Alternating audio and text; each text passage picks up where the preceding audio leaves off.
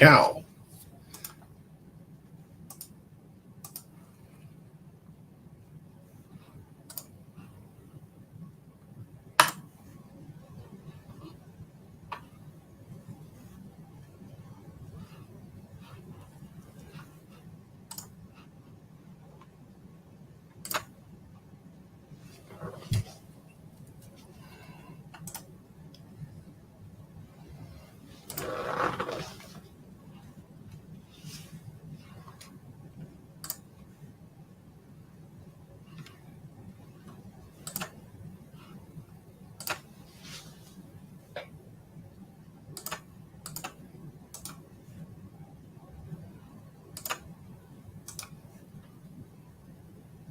Oh, but it could be there too.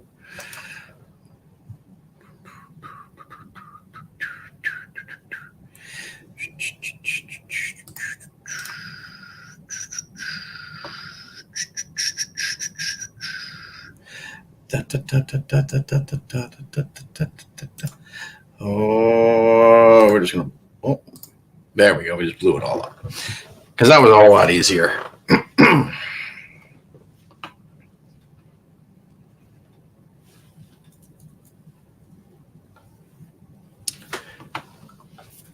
If you're joining us tonight, give us a few minutes. We're just waiting for our co-host to show up.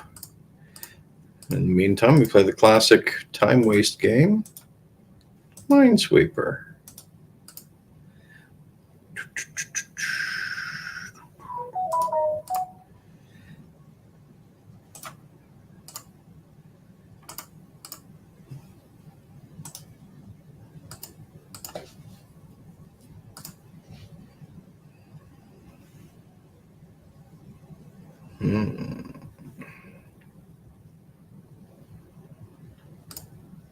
Son of a gun.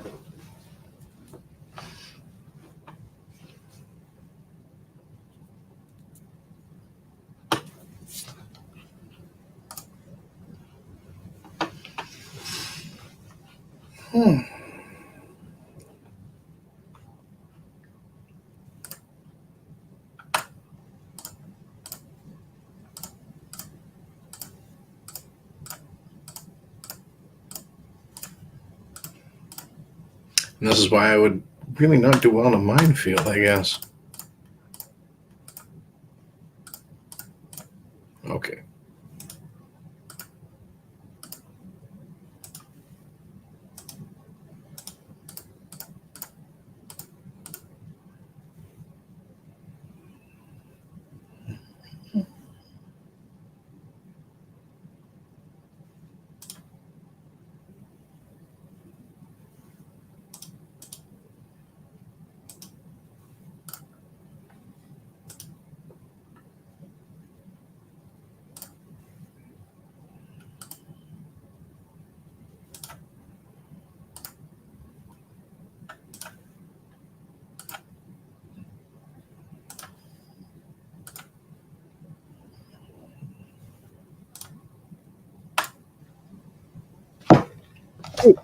Hey, we beat the minefield.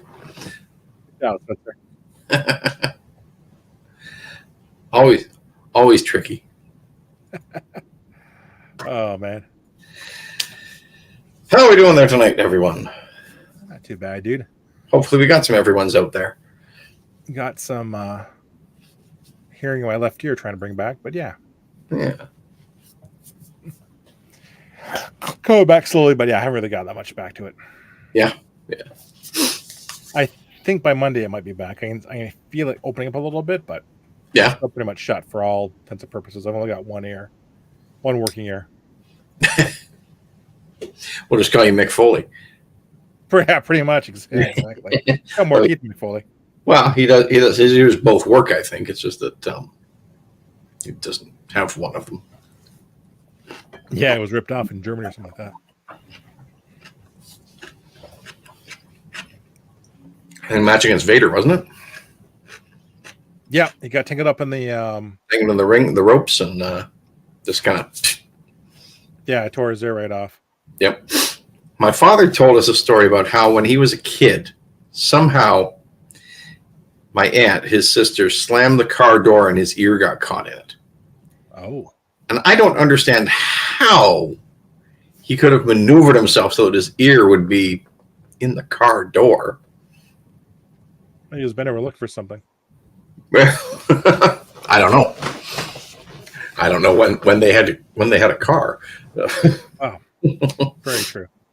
Yeah. All right, so we want to start talking about some comic book movies. Hey, man, I even brought slides. I tried to make slides, but they crapped out on me. I did mine real quick, so no problem.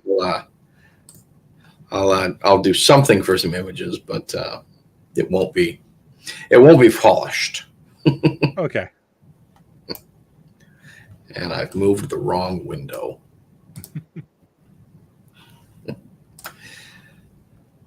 So I think this all kind of came out because we were talking about comic book movies and how Deadpool and Wolverine had kind of taken over the world. And it kind of brought the comic book movie back to relevance, even though it had been overdone, where a lot of people thought it had been overdone. Well, yeah. So my theory on superhero films is that people have superhero fatigue.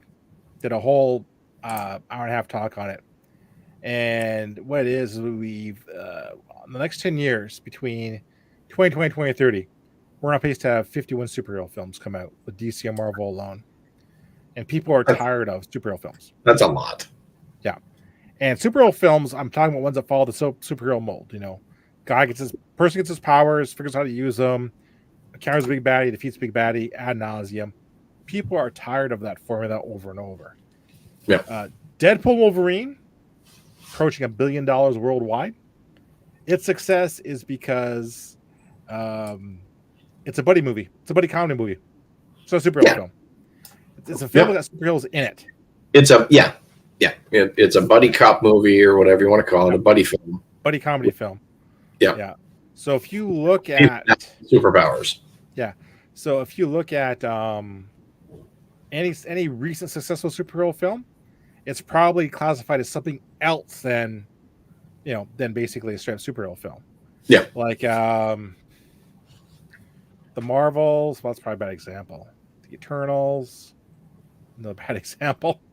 trying to think of basically something that's been successful superhero wise, and I really can't from a movie perspective. Like Ant-Man 3 was a superhero film that was ridiculous because Ant-Man beat Kang, which is not going to happen. So that was forget that. Yeah. If I go to, if you think of things like Captain America and the Winter Soldier, it was less a superhero film and more of a spy thriller film. It's a political thriller. Yeah, that's why that works so well with Robert Redford. Yep. Well, that's a win-win. If you go TV series, Loki's not a superhero TV series. No. It's almost like a cop buddy film, technically, a cop buddy series. Yeah. That makes that so good. Like a pickle? No pickle. Pickles are evil. But yeah, if you look at them basically, so that's the secret. If anyone's looking to why superhero films are going to be successful, it's because they're not superhero films. People either they got to take a break, or they've got to not make it a superhero film directly. Mm-hmm. Like Gunn's Superman film is coming out, and it's supposed to deal with Superman wrestling with his Kryptonian heritage. So it could be successful if it doesn't turn into here's another Superman origin story kind of thing. Sounds kind of boring. Could be kind of boring. That's the problem, right? I'd rather see a Clark Kent movie where he just plays the reporter all movie long. You know what I'd rather see? Give me Superman Red Sun. It's already been done though on an animated film. Yeah. Superman lands in Russia. Yep. And raised by Russians. That was a good take. Yeah, I'm reading a lot of graphic novels lately. Yep. So as I was saying, there was one too. We're kind of getting ahead of ourselves. It hasn't been into a movie, but by Mark Miller, the Jupiter Circle and Jupiter Ascends series. It's really short. Was there Jupiter Rising? Was that something completely different? That was based on a book. That was based on one of his novels I just read. His graphic novels. Okay. The show's horrible. It's just bad pacing. It was a movie. Yeah, it was a Netflix series. Was it? Yeah. Was there a movie as well with say something with Mila Kunis? There was something else called that, but it's not the same Oh, thing. okay, all right. Apparently that one was horrible. Jupiter. It was. It is either Jupiter Rising or Jupiter Ascending. I'll look up real quick. Yeah, Um, But those books take place. They start off in the 1950s or 60s. yeah, These 5 people find superpowers on an island, but it yeah, winds up turning into communism, homosexuality being condemned, all these other issues that aren't superhero issues and relationship yeah. issues. And I found that really good.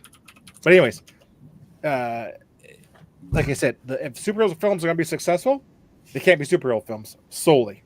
Yeah. Jupiter's Legacy, that's what it was on Netflix. Okay. Yeah. Yeah, and it bombed. It was horrible. Yeah. It should have been much better, but Yeah. But yeah, I've got slides, dude. All right. Well, I kind of went after this a little differently. I didn't pick superhero movies. I just picked comic book movies that didn't necessarily have superheroes in them. I went superhero movies, and I actually put 3 that people consider superhero movies, but not superhero movies. There's comic book movies. Okay. So I was thinking about things like Old Boy, which was Boy is good. Yep. Made twice as a movie, actually. It was made twice. Yep. And because it was made in the Korean one, Park Chan-wook, and Very good film. Yep. And they're both quite different from the book. Yes, they are. In the book, there's no big hammer fight scene, even though the scene really does look like it was frame rate from a comic book. Yep. Exactly. I was going to talk about Luc Besson, who seems to really be a big comic book fan. He is a big comic book fan. He's done a couple of movies based on comic books, and one that you'd think is based on one that wasn't. He did The Extraordinary Adventures of Adele Blanc-Sec, which was not a French one. It was a really fun movie. I don't remember if you've seen that one or not. No, I haven't actually. No, it was quite good. I really enjoyed the movie. It was in French, so it was subtitled and all that, but that doesn't matter. One quick second here. His Lucy's falls on that vein as well, too. Yeah. Yes, that was a good one. Yeah, it was an interesting an interesting movie, and I'm not personally a fan of the artwork that you see in that comic book, but no. But whatever, it was still kind of neat. And he also did Valerian from Valerian and Laureline, another French comic book that they say that one inspired a lot of Star Wars, and you can see scenes and costumes and stuff taken from it. And that. Oh, absolutely. Yep. But because he's a fan, he really keeps the tone of the books intact in all his films. And then you get to like Fifth Element, which really plays out like it was a comic book, but it wasn't. Fifth Element's a great film, no matter which way you slice it. I was even though it was written by with some comic book guys in it, in the writing room. Mm-hmm. Yep. Absolutely. Yeah, and another French one that was based on a comic book. Well, it was an English movie, but it was based on a French comic book. Was Barbarella with Jane Fonda. Yep. And now I guess it's getting remade with Sydney Sweeney. That makes sense. I can see that tracking 100%. Oh, yes, that will get some bums in seats. Yeah. And that one was fun too. The original Barbarella movie, even though it was a little over the top and absurd and all that stuff, but it was meant to be over top and absurd, actually. Yeah. Well, it became a cult classic, right? The book and the movie are both come up with their absurdist eroticism and it was fun. I'm curious to see how they'll redo it with the change in tone and culture and everything that we're in now. I was going to say The Mask was a comic book movie. A lot of people might not know that it was based on a comic book. No, they probably would not. Yeah, but it was, and my problem is I don't know how successful these comic books were really at the time. Oh, The Mask? Yeah. Well, that's a good question. What came first? The comic book came first. I'm really curious too, though. Like, who would say, you know what? Let's make it. Yeah, what was it popular enough? And what made somebody say, you know what, we got to do a movie out of this, and we got to get Jim Carrey in it? In '89, Mike Richardson and Todd Moyer, respectively the founder of Dark Horse Comics, blah blah blah blah, approached doing cinema, adapting the comic The Mask to a film after having seen offers from other studios. Probably stalled a couple times. Wow. Someone must saw something in the comic saying, "Yeah, this make a good film. That make a good." Yeah. Apparently, the comic was much darker than the movie and stuff, and more violent than that. It was, and they said it went through several changes to make it cool for Hollywood. They turned it into a comedy for Hollywood for the big screen. But why wouldn't you when you've got Jim Carrey at his prime as your star? Well, like I said, like played it his strengths, right? Well, they're going to either have Rick Moranis, Martin Short, or Robin Williams as the lead. Oh wow! And then basically they got a tape of Jim Carrey. They said, no, this is the guy we want. Yeah, we want Jim Carrey. He's the one. Carrey's atop the list. This is going to be written for him, but Nicolas Cage and Matthew Broderick are also kept in consideration. Ah, okay. In case they bored Jim Carrey at the time. Well, Carrey got the flu and at the time was almost gave up kind of thing. So yep. That's weird though. Like I never would have picked that. Yeah. Yep. Yeah. 30 Days a Night. 30 Days a Night was another good one. They did a lot of more serious and horror comics and stuff, and they really did adapt them to movies well. They translate well. Like you have this one. Yeah. You have From Hell, starring Johnny Depp with Jack the Ripper. Yep. They can translate it well. Yeah, horror comics translate well to cinema, and they're usually cheaper to make too. Yeah. What's funny about 30 Days a Night? It was a good vampire story and all this stuff, but the director David Slade did 30 Days a Night, but he also directed one of the Twilight movies, Eclipse. That's pretty funny. That's like, wow, okay. That is pretty funny. Yeah. What was interesting about 30 Days a Night was that the creators wanted to make it into a movie first and couldn't get funding or couldn't get backing or whatever. And so they made it into a comic book instead. And then it gets picked up after I guess somebody in some studio chair sees, hey, this is pretty good. Makes sense. Yeah. I wonder how many other ones were kind of like that as well, where, we can't get our movie made, let's make it a comic book instead. And then it gets made into a movie. Probably quite a few, I'd imagine. We dug deep enough, that's for sure. Yeah. Oh, yeah. Yeah. That was The Mask. Wanted was another one. That was a weird one. Yeah. It was quite different from the movie or from the book. Yeah, it was. Yeah. And that's another Mark Miller. Mark Miller writes excellent books. I'm surprised. I'm not surprised a lot of his books get made into films. Yeah. Well, Kick-Ass was really good too, right? That was good. That one I think was a lot more faithful to the books than that one, Wanted ever was. That one stuck really close to it. Yeah. Yeah. And it kind of launched some careers there too, right? Like Aaron Taylor Johnson, is that his name? I can't remember. Yep. It was actually Taylor Johnson. And Chloe Grace Moretz. Yep. Even though she had done a few things before that, she really kind of piqued people there with that one. She did. Got their attention, yeah. Yep. Do we want to talk about Alan Moore? since you said From Hell. You can. You're doing comic book films. Yeah. So you got to mention.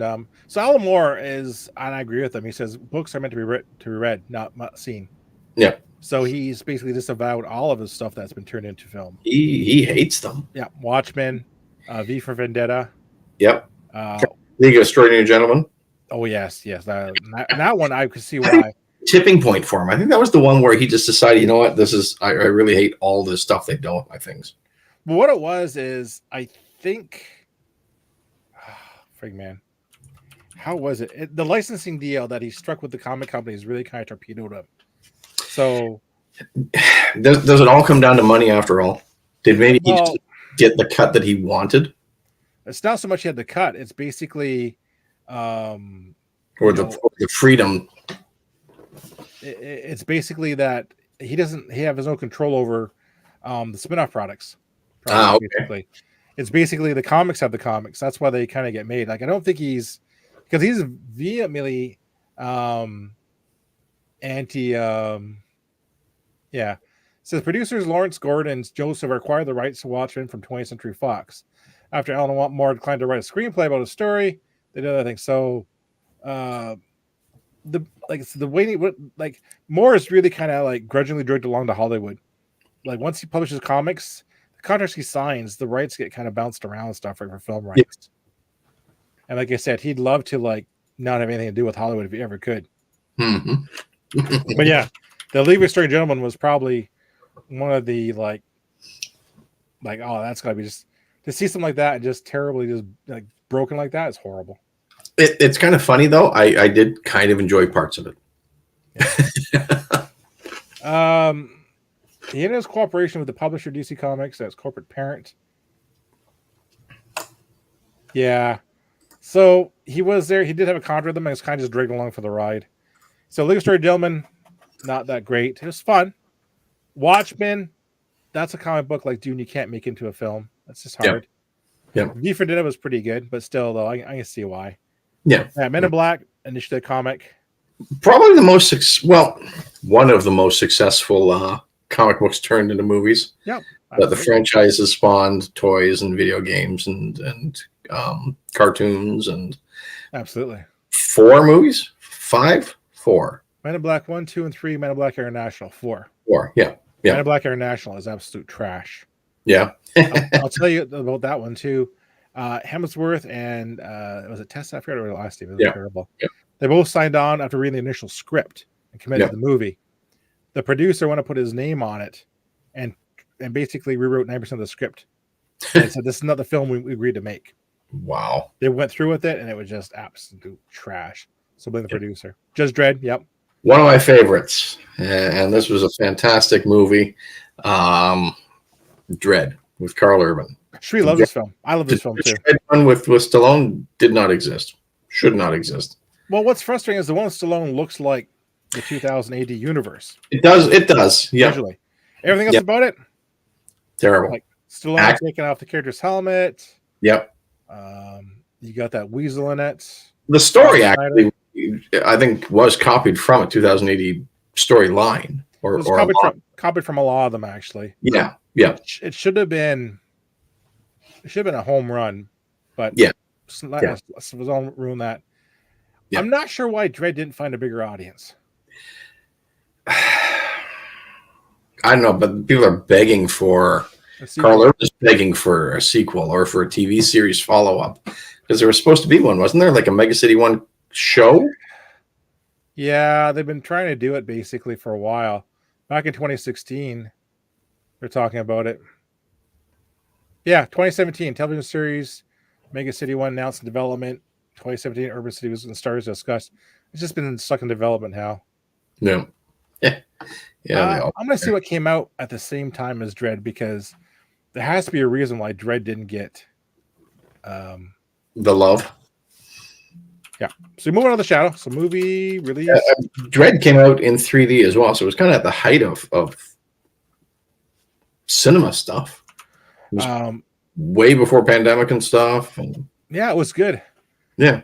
I see what came out. Dark Knight Rises. Which one? Dark Knight Rises, I think, came out July 2012. Yeah, that's pretty much what. It had a lot of competition. No. Let's see, they had Dark Knight Rises, Amazing Spider-Man, Ted, Icy's Continental Drift, Brave, Magic Mike. They all came out in July of 2012. Okay. Yep. So it was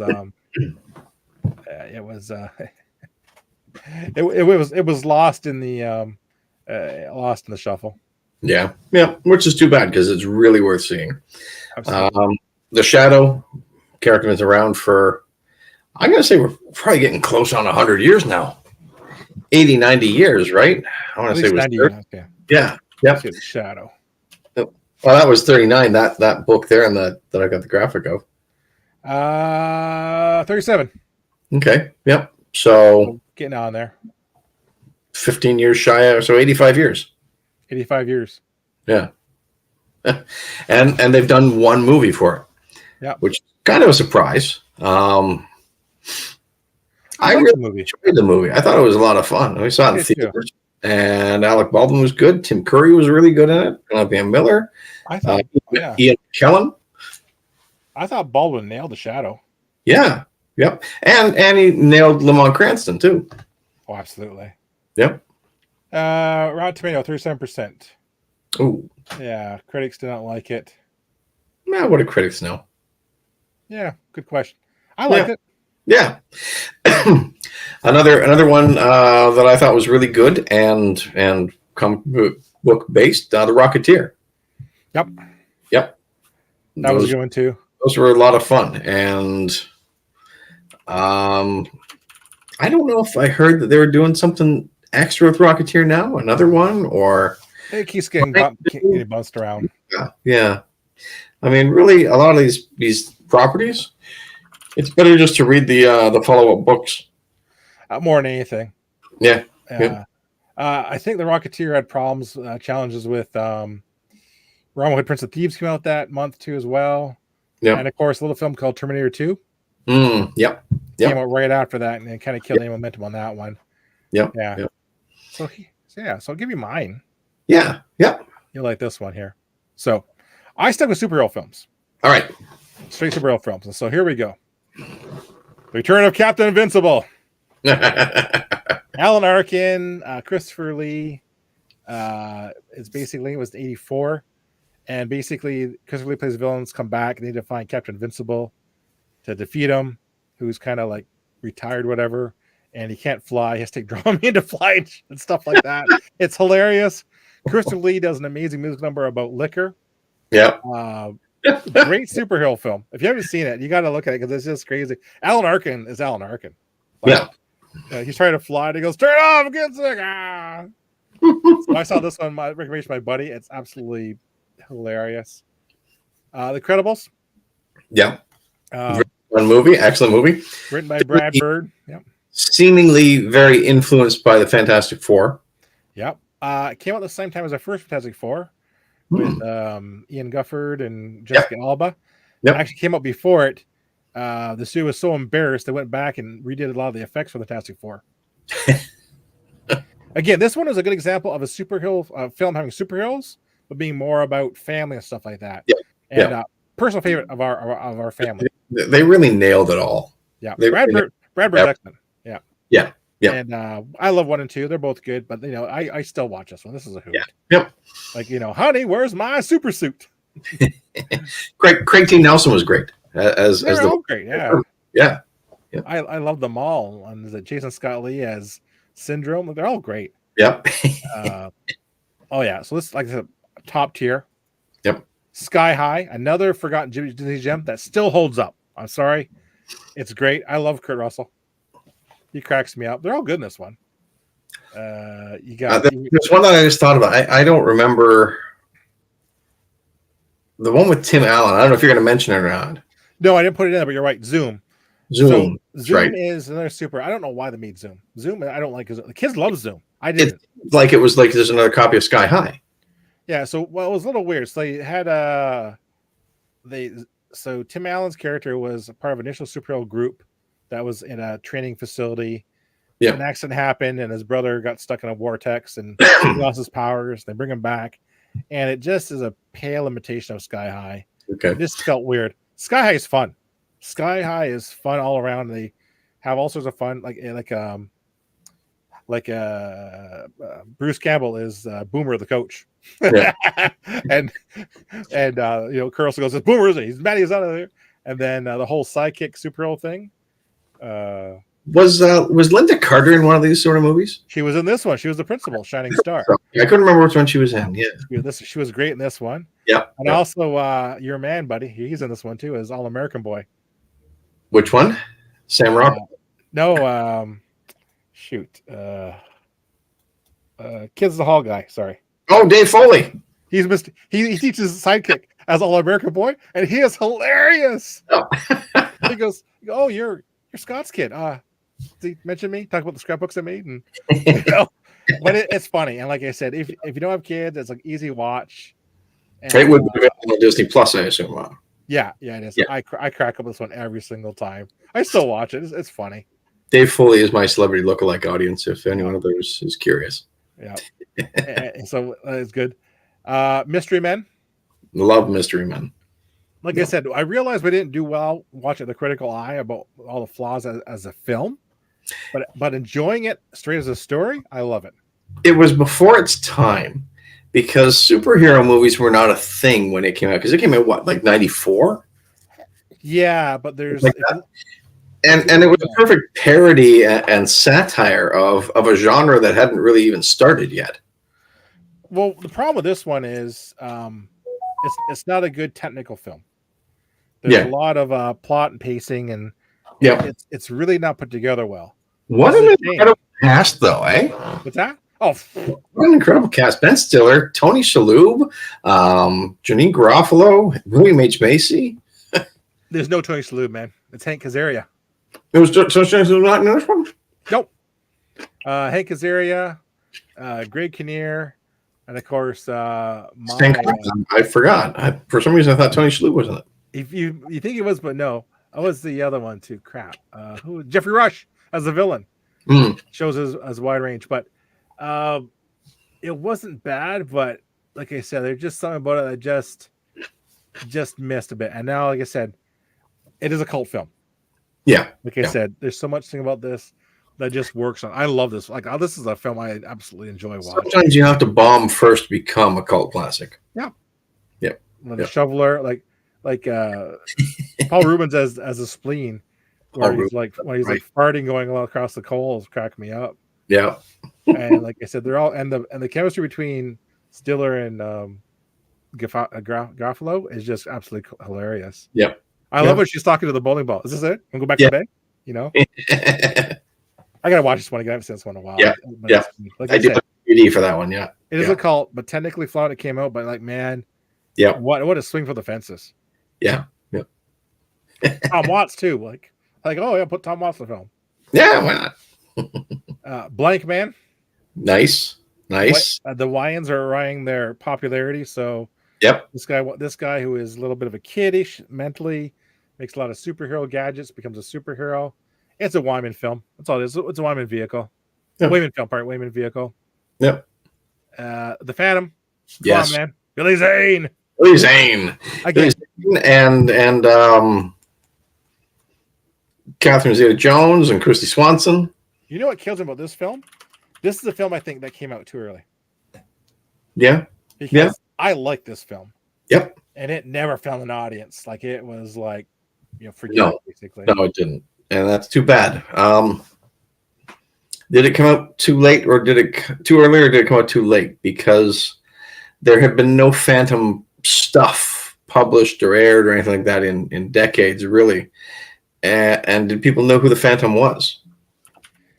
They did a good job introducing him, I think, but I'll see what came out in 96. It's kind of hard to get people to go see your movie if they don't know what the property is. Oh, you know what's competing with, though? Independence Day. Oh, okay, yep. Yeah, that's gonna kill it. Yeah. So that'll do it. Yeah. And but like I said, you're right. Like, okay, is it going to be but it's not a traditional superhero film because it goes to walks, right? Yep. So a lot of people didn't want that explained to them and all that. Again, the story had been around since the 30s or whatever, right? 30s or 40s. Yeah. Another pulp character brought to the screen, and just didn't catch on. So it came out in June of 1996. So it was facing competition from movies such as Mission Impossible, The Rock, Cable Guy, and Independence Day, and Twister 2 was also released in that time frame. Yeah. What year did The Shadow come out?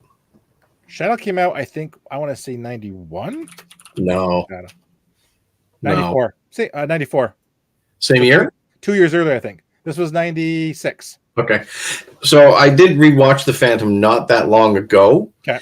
And the characters of the Phantom and whatever his more regular identity is really do line up with the Shadow and Lamont Cranston. So it could be that people kind of thought, oh, this is the same movie I just saw. 2 years ago. Like I said, I don't think people are in the mood to watch this kind of film. That's the problem too at this point. Yeah. Like it is a superhero film, but not, Yeah. And like 94. So you're looking at Batman came out in 89. So you're almost basically you're coming to the end of the first renaissance of superhero movies. People are getting tired of Batman. So I didn't want to see any more superhero films at this point, which is a shame. And again, we met Billy Zane at our first Comic-Con. Absolute great guy, dudes. You can meet him. He was pretty cool. And then I met Christy Swanson the following fall at Frightmare in the Falls. And she was a darling to talk. She was wonderful. He's up for the Phantom too. I could be the son. I could be the father of the Phantom. Well, he said that he had a script for a sequel. He was ready to go. Yeah. You know what?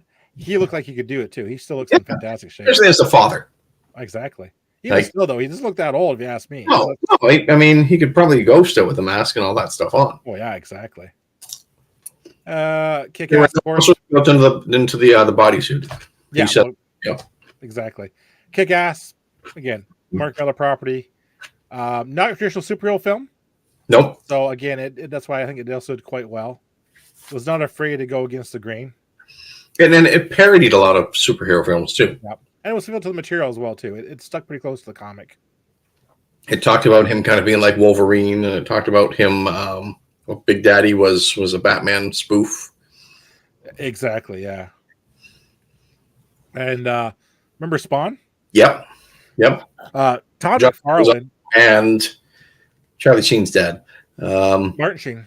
Martin Sheen. Yep. Todd McFarlane was probably the biggest comic rival to Marvel and DC at one point. Yep. What was his comics name on Eclipse? Image Comics. Yeah. Was he part of Top Cow as well? Yes, they're kind of related to a degree at some point. Mm-hmm. But yeah, and he was riding high in the 90s. Yeah. So we got Spawn. The movie is weird, but the comics weird too. I never expected to make a film. Difficult one to translate because it's weird. If you're not familiar with it, you're lost. Yes. You know what they did? They cut a lot of the key stuff out, I think. Because this would have done well today, I think. And this kind of attitude, this would have done well today. John Leguizamo as a clown was excellent. Mm-hmm. But again, they cut a lot of stuff out. They try to, I think, jam 100 issues into one movie they shouldn't have. They made an animated version of this, and it was much better. They did too. Did too, I think. I remember the number one of them anyways. But I think the first animated one had shoot, what was his name? That's not terrible. Does a voice of Keith David. That's it. He did the voice of Spawn, and he nailed it. He nailed it in the first one. Actually, it was a TV show, 3 seasons. It says they did movies too. Well, I think they took the seasons, just rolled up into one movie and played them all back to back, basically. But Keith David was Spawn. He played it quite well. I'm not looking at seeing any kind of like really other. Well, Jennifer Jason Leigh as Lily, but the animated show is much better because again, they had almost 54 episodes to tell a story. Yeah. Okay. But again, no, this one bomb.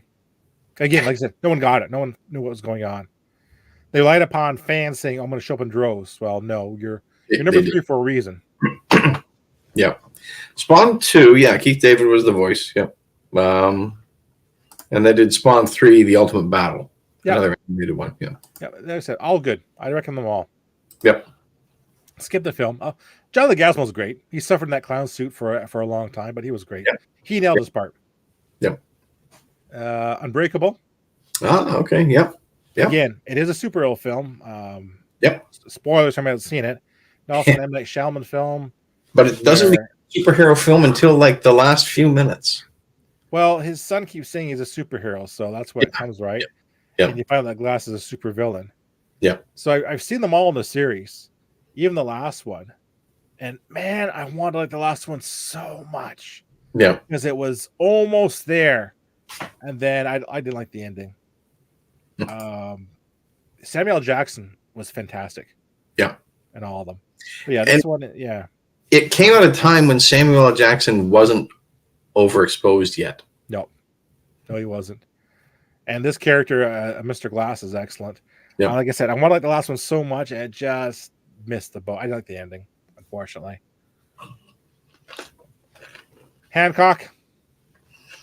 I know we thought this was a good film. Like me and Teo and saw it, we laughed, but it was like, hey, Will Smith, you act like an arsehole and all that. It had some problems with it. It was more serious than you thought it would be from the trailers. Absolutely. That's probably the problem, I think. It was marketed as a comedy. Remember like Rob Woman's Toys? Yeah. Yeah. And then when you got it, it's like, this is not what the trailers promised me. This is not it's barely a dark comedy at that point. Yeah. But there are some really good key moments, I think, in this film I enjoy, but yeah, it was something different than what we're used to at the time. Yep. Super. I enjoyed this movie. Yes. One of James Gunn's early works. Yep. This one is good. I said, someone who's trying to be a superhero without superpowers, check it out. Yep. Rainn Wilson. Yeah. I can't remember who else was in it there. Yeah, can I there? I don't know who else was in it. Of course. Nathan Fillion had a cameo in it there. He did, the Christian Avenger or whatever it was. Yeah. I almost put The Rocketeer as a non-superhero film, but I said, well, you know what?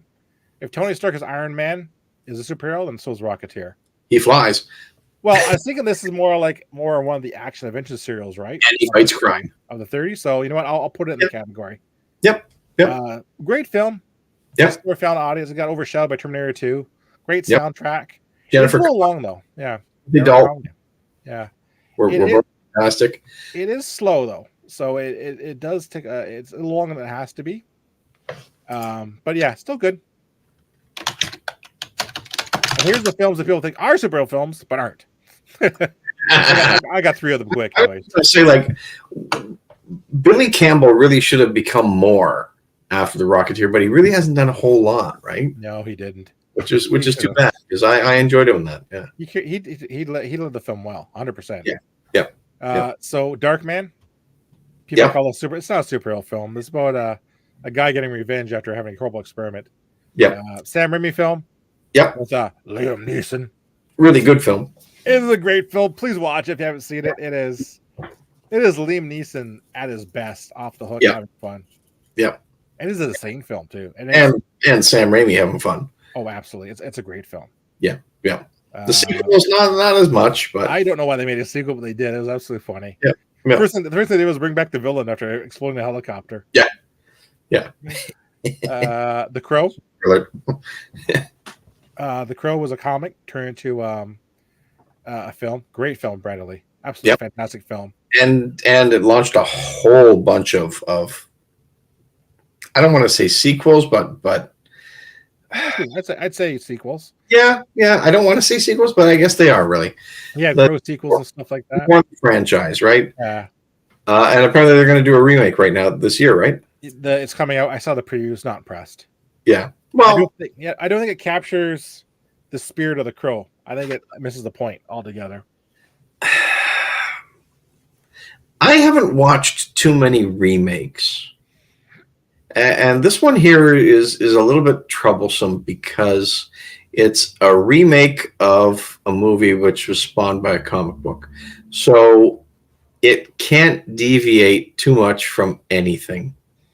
No, the outcome from the comic book or from the movies.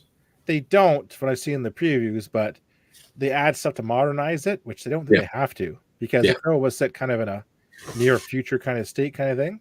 Yep. But they add a lot of extra violence, and that wasn't the whole point of The Crow. Yeah. Typically, it was, and like I said, the initial film was a beautifully shot film. The cinematography and the angles are amazing. Like, it still holds well today. Yeah. So highly recommend that one. We'll see. I'm predicting the second one will not do well at the box office. I'm already calling it DOA. Yep.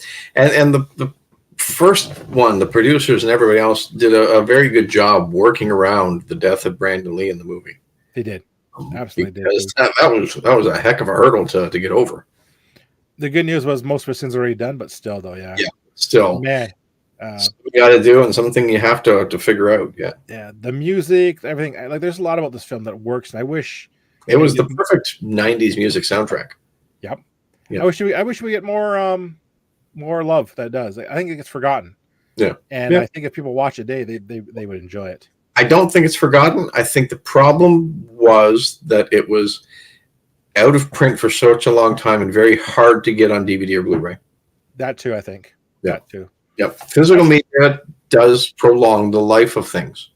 I should ask Mayfair to do a screening of it, the local indie theater. Yep. When it was available, everyone knew about it, and it keeps it fresh in your mind. Exactly. When it goes out of print, and you can't get it, and you can't find it on the shelves. Well, no. Yeah. Yeah. And the last one I got here is Hellboy. Ah, nice. Yeah. And again, not a superhero film because he is fighting supernatural stuff. Yep. Long comic series, I tell you, and several Yep. spinoffs, which I just actually acquired from the Humble Bundle.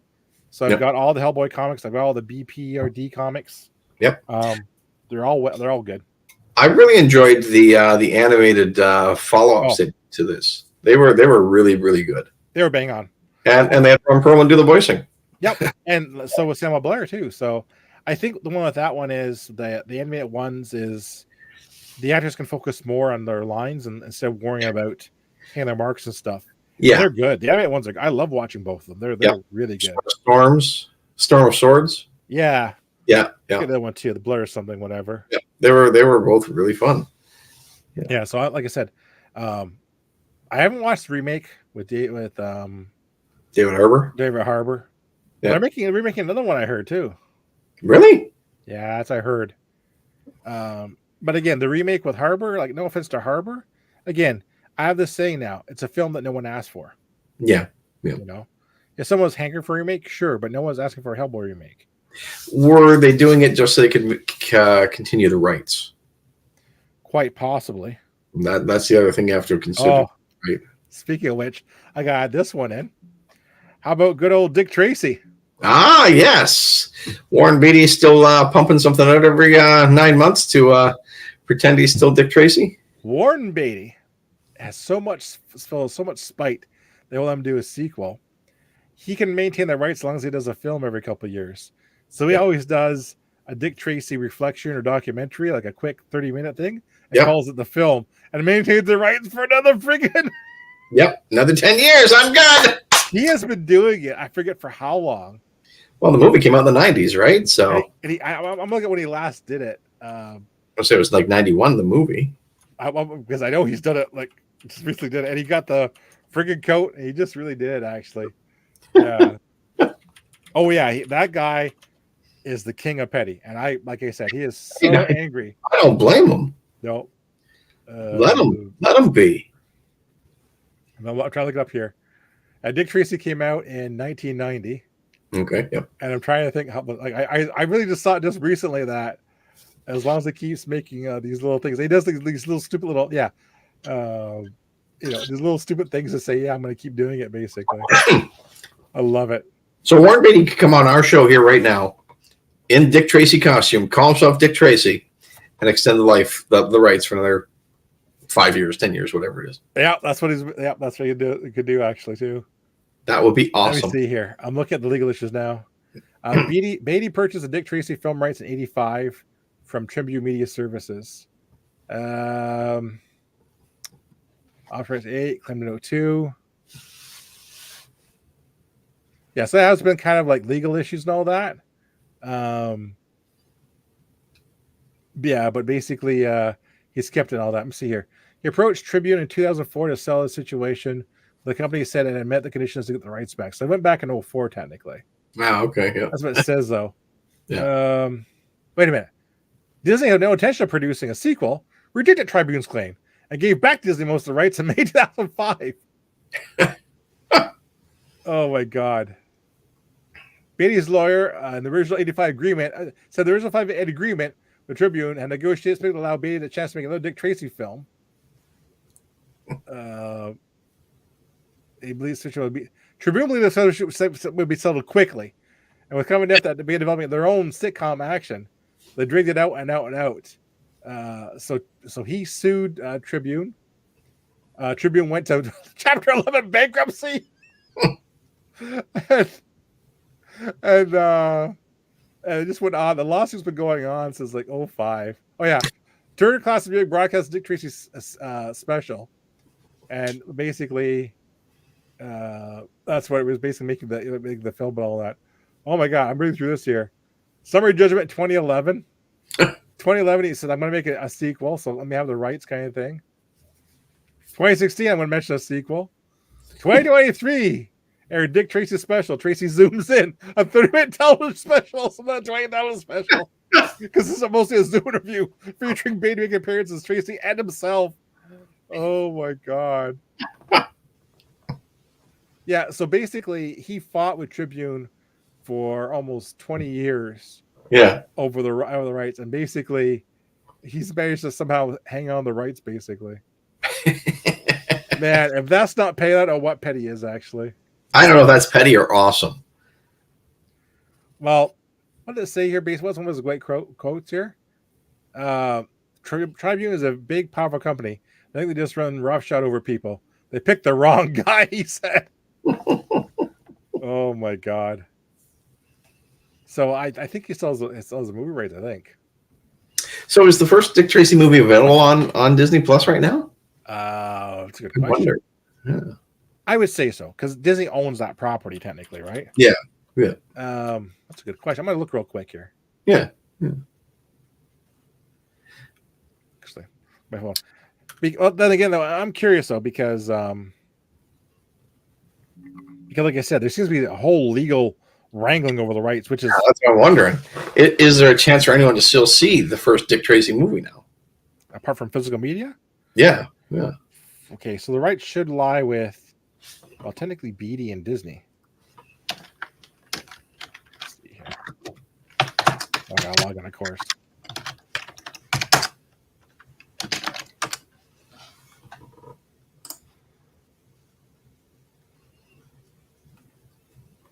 Oh, you can still get the DVD, or you can get it on Blu-ray still for $21 from Amazon. I haven't logged into Disney Plus, but yeah, I'm assuming it's still. Well, never say never, because I know Disney is also petty. They will pull stuff to avoid paying rights and stuff like that. Yeah. Like for example, Willow, the rebooted series, right? Yep. Since it didn't do that well, they just pulled it from the service. Yeah. So they don't have to pay any more licensing rates for it. Which is really disappointing because I never got to see that. It was all right. Like it had its flaws. How do I do that? I can't tell. I'll have to go upstairs and something back. But yeah. What about The Greatest American Hero? Well, that was a good one. Yeah. Or Condor Man. I left out Condor Man because it is a bad film. But yeah, it was a real film. Starring the Phantom himself, Michael Crawford. Yep. What was the one with John Ritter? Hero at Large? Hero at Large. And he basically, that was good. Yeah. Ritter was kind of overlooked in roles that were not Three's Company or sitcoms. Yeah. He's trying to bring into movies at that point, because I just read that one recently. Yeah. And that film just didn't catch on. Yeah. Dick Tracy is not on Disney Plus. Yeah. Yeah, it's not. No, it's not. You can buy Dick Tracy on Apple TV though. Yep. Or you can buy the DVD or the Blu-ray. Yeah, but you can dig up a physical media store. Yeah, but no, you can't watch it on Disney Plus. You know what? There's a few things you can't watch on Disney Plus. Let me see here. Mother Goose's Rock and Rhyme. I absolutely love that one. That's probably licensing music though. Yeah. Yeah. Dick Tracy. Let me see here. Yeah, I think pretty much it's rights and basically Warren Beatty's going F you to Disney. The Moment at Disney World, not available on there. Yeah. Tower of Terror, not available on there. Yeah. The Eddie Murphy one. That's Haunted Mansion. That is. Mansion, That's the Gutenberg one. Steve Gutenberg. That's right. Yeah. The Lone Ranger. Go figure. I kind of like that Lone Ranger. I kind of didn't. I think because it was more there was a lot more Tonto in it than Lone Ranger. I mean, it was the best that Tonto had ever been treated on film, probably, thanks to Johnny Depp and all that. But there wasn't enough Lone Ranger in the Lone Ranger movie. No, there wasn't. Yeah. You want to know a weird one that's not on there at all? Tomorrowland. Oh, to George Clooney. Yeah, it's not on there. Huh. That was a fun, interesting movie. I enjoyed that. I thought it was a real good shot at, at making. I didn't mind it. The girl that played the young robot, she was a very, very good actress, I thought. I don't know what her name was. I don't know if she's gone on to do anything else. I'm not sure. Now I'm falling down the which is a shame because a lot of these movies, when they do flop, you lose track of who the stars were and stuff. Exactly. Yeah. Got down the rabbit hole, stuff that's not on Disney. Dragon Slayer. Okay. Yep. Film from the 80s. Not on Disney Plus. Was that what the heck was his name? The guy that was in Numbers, the TV show. Peter Nicoli. Yeah, Peter Nicol. Yeah. Was that him? Yeah, Peter McNichol. Yeah, that's him. Yeah. Good job. Yeah. Yeah. Very weird film, though. I'm gonna say that much. Yeah. But yeah. But yeah, so like I said, there's a lot of comic book films, and I've watched some recently too that weren't very good. Like what's that one called? I don't know, Vin Diesel adopted Blood something. Oh, Bloodsport. Bloodshot. Yeah. Yeah, it wasn't very good. Yeah. I'm not sure if it was the writing or it was Vin Diesel. But just is your wife around? No, she's not around. Oh, you can talk smack about Vin Diesel all you want, then you're fine. I know you're not allowed to when she's around. Yeah, well, she's a diesel maniac. I'm not sure what I really wasn't like. I know I just found it kind of like boring, really, right? Yeah. Yeah. I don't know. I think one of the big problems is that Diesel couldn't carry it as a superhero. Yeah. That's one of the problem. I think the material wasn't that good either. That could be.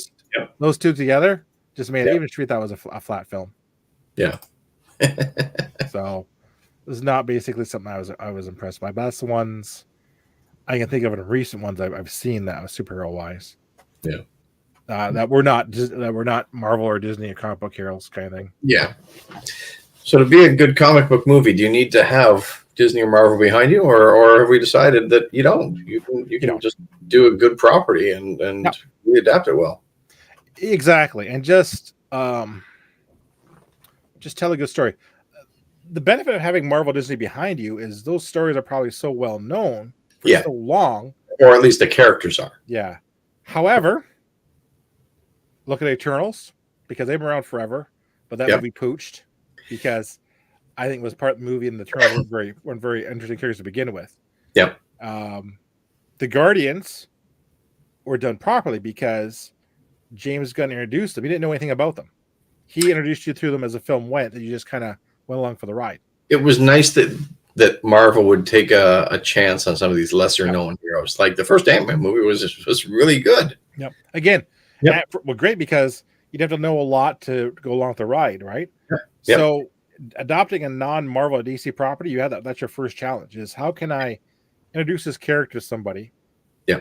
And I've got 2.5 hours. And and the thing is, you want to introduce it to everybody, not just drawing the comic book people, the superhero people. You don't want just the people that read The Crow to come watch your Crow movie. You want everybody to watch it. And The Crow does a good job of that, introducing it off the start. You don't have to read anything.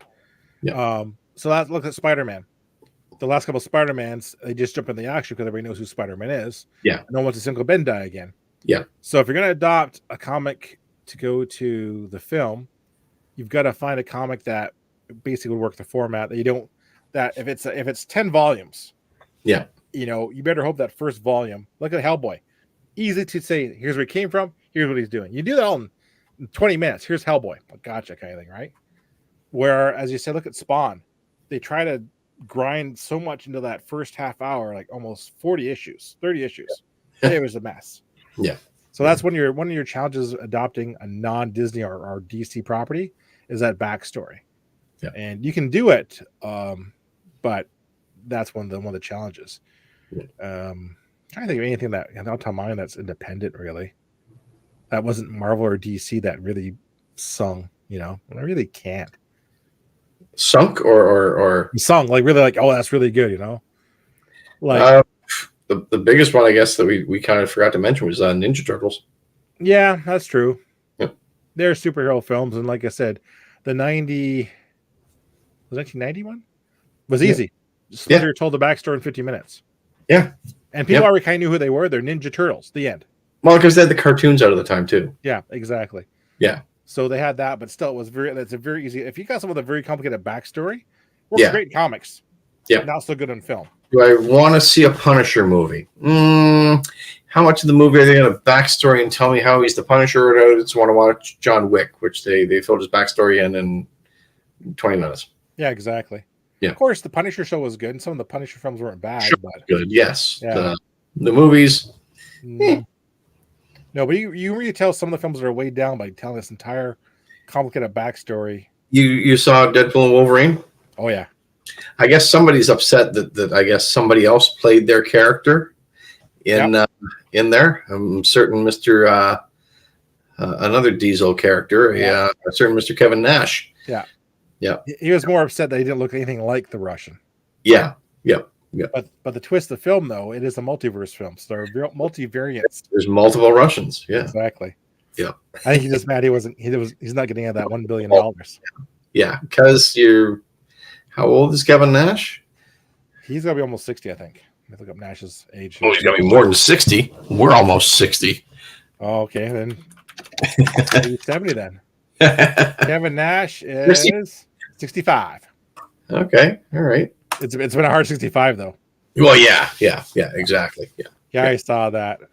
But yeah, so like I said, in order for Gunn's Superman to be successful, he can't tell the origin story. We don't want to hear that. No. It can't be a superhero film. Or you do your origin story in like 3 minutes. No, I think he's gonna jump right into it. Yeah. And he's got to pick a genre, buddy film, redemption film, something like that appeals to people. This human interest story, self-struggle, I don't know if it's going to work or not. People want to see a Superman fly around, beat people up, and an apple pie. Yep. That's what I want to see. So I don't know if it's going to be successful or not. Well, I'll wait and see. But like I said, I think he's going to fall. Like he's done it with Guardians of the Galaxy, but that's a whole different ball. Cart of apples. Yeah. Because nobody knew who they were. No. And so if you screwed them up, and they're different, very different from the comic books. If you screwed them up, it really didn't damage anything. But if you screw up Superman, look out. People have preconceived notions of what Superman should be. Yeah. So if you're going to win, yeah. So look at Nolan's Batman. Yeah. A lot darker than the comics, but you know what? People say, I'll take that. Thank you very much. Yep. And the most recent Batman film, I'll take that. Thank you very much. Like, no problem. Yep. But if he doesn't nail that or capture that, then it's going to be not going to be good. Yeah. That's what I'm thinking. Yeah. So what have we got coming up in the world? You got a vacation coming up. I'm going on a boat in middle of September. Nice. I'm going to Hamilton Comic Con, I believe, in September. Who's there? I don't remember. Ottawa Comic Con is looking more like Niagara Falls Comic Con. I was going to say Fan Expo is this weekend, and was John Cleese not supposed to be there? No, he's supposed to be there. He's not announced anymore. Oh, my friend. I have news for you. He's not on there. But he is announced for Ottawa. He's not going either, buddy. He's canceled. Okay. All right. So he pulled out completely. Yeah, John Cleese is out and someone else is out for Comic-Con. Let me just see here quickly. Eric Idle?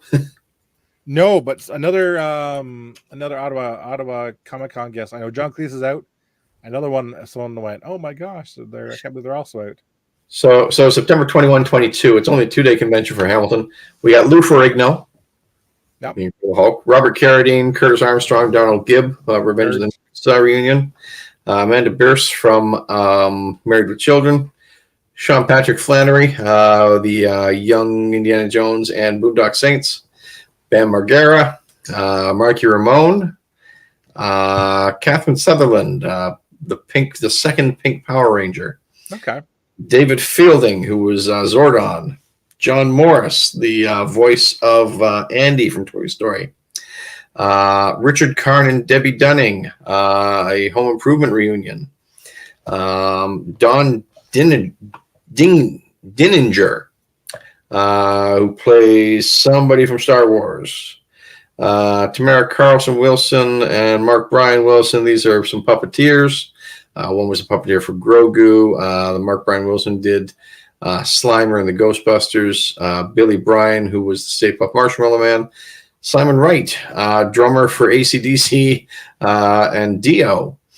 So they got a pair of drummers there. They got Shane Capel, from Degrassi Next Generation, and Mike LaBelle from Degrassi Next Generation. And then they get the wrestlers. We've got Sergeant Slaughter, Rikishi, Fred Ottoman, also known as Tugboat, Jacques and Raymond Rougeau, Skinner, and Heath Slater. Wow, WrestleCon. Yep. And you know what? For Hamilton, I'm okay with that. It's a wrestling town, or more of a wrestling town, because they used to have like the Steel City wrestling shows and stuff like that. And you know what? Embrace that. So Cleese announced on the 14th he's out of Ottawa Comic Con. Yep. So is Jennifer Morrison. She can't make it either. Too bad. Edward James Olsen, he can only go Friday and Saturday, not Sunday. He's going to be there all 3 days. James Olmos, you mean? Yeah, almost. Pardon me. Yeah. Yeah. Yep. Here's the rundown for Ottawa Comic Con as of right now. Yep. All 4 Hobbits. Nice. Boy, Dominic Monaghan, Elijah Wood, Sean Austin. Caleb Keith Rennie, he was on Discovery. Sorry, when is the convention?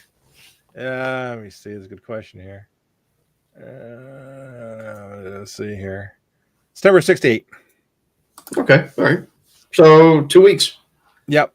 The guy from Star Discovery, he was good. Chad Coleman, Walking Dead, he was Bortus in the Orville, who was hilarious. Colton Hayes from The Arrow. Devon Dudley. Hey. Yeah. Dante Brasco, he was Rufio and Hook. Devon without Bubba. I know, man. You bring one Dudley, not the other. Yeah. You have to get a table, break it in half, get him to sign one half, and you have to find the other one to sign the other half. Maybe Bubba wanted too much money. Dennis Lawson will be there. Nice. Diane Lee Inosanto. She was in The Mandalorian and Ahsoka. She was the evil night witch, whatever. Yep. Are you going to be around for this show, or are you going to it, or are you doing going home actually this weekend? Oh, okay. Yep. Almost. Eric Johnson, Viking Smallville. Of course, Giancarlo Esposito is going to be there. Yep. Kurt Angle. Oh, okay. Lana Perel from Once Upon a Time. Okay. Yep. Let me see here. Lieutenant Phillips. Hey. Wow, they really are copying a lot of the Niagara Falls guest list. Lucy Davis was in Shaun of the Dead, Office UK. Mary McDonnell from, of course, Battlestar Galactica. Yep. Robert Patrick. Yeah, and Summer Glau will be there. This really, for you, is a convention you do not need to go to. It's a repeat, dude. Yeah. It's a repeat. That's, wow. I mean, I guess it's not for everybody, but wow. Then we got October 28th. We got Frightmare in the Falls. Yeah. Mark Cameron family's coming down for that. Yep. Oh, Richard Dreyfuss, Sam Raimi, Eli Roth, Tony Todd, the Candyman, Shawnee Smith from Saw, Costas Mandalore from Saw, Danielle Harris, Halloween 4, Scout Taylor Compton, Halloween, the 2007-2009, Alex Vincent from Child's Play, Christine Elsie from Elise from Child's Play, Ted Raimi. That'll be kind of cool to get Ted Raimi and Sam Raimi there. Yeah. Lars Fredrickson from Rancid. Mike DeLuna, one of the Jasons from Friday the 13th, Part 3. Tracy Savage, Friday the 13th, Part 3. Larry Zerner, Friday the 13th, Part 3. David Cadams, Friday the 13th, Part 3. One thing I do like about these guys, they do really put together a good reunion set. They always try to grab a like I said, a set of actors, which is nice. Yeah. They've got Texas Chainsaw Massacre 2022. They got the Leatherface from that. They've got somebody else from Friday the 13th, Part 2. They've got Jason from Friday the 13th, Part 6. Jason Lives. So they've got 2 or 3 Jasons here. Alex Armbruster from Thanksgiving. That was recent, that one. Yeah, Eli Roth's gonna be there, right? Yep. So that's his movie is Thanksgiving. Yep. They got a couple other guys from Jaws. They got Jeffrey Voorhees, and they've got Jeffrey Kramer. That'd be fun. Yeah. As well as Richard Dreyfuss. Mark Patton, Nightmare on Elm Street 2. Michael Bailey Smith, Nightmare on Elm Street 5. They've got people from Winnie the Pooh, Blood and Honey, or Blood and Honey 2. Yeah.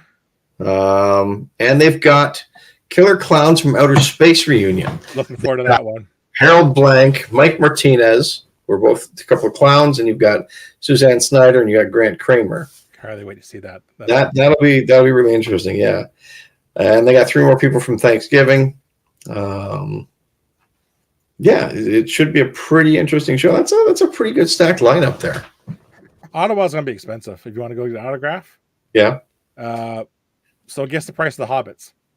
I'm gonna say 75 a piece. 100 for 3 of them. 100 each, or 100 for 3 combined? 100 for each, and 125 for wood. Okay, that makes sense. It would be the most expensive. Yeah. Let me see here. I would like to meet Sean Astin just to talk to him about his father or stepfather. Yeah, exactly. Mm-hmm.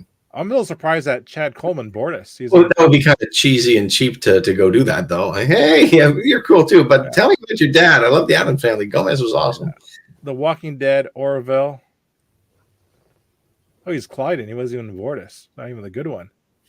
Wow. Guess how much he wants for an autograph? Who is this? Chad Coleman. He played Bortus's partner on Orville, on The Walking Dead, and on The Wire. 80. $80. I think it's a little overpriced. Oh, wow. Yeah. Devon Dudley. The wrestlers tend to be a little bit cheaper. I'm going to say 75. $70. Oh, okay. Yeah. Let me see here. Kurt Angle? He's an 80.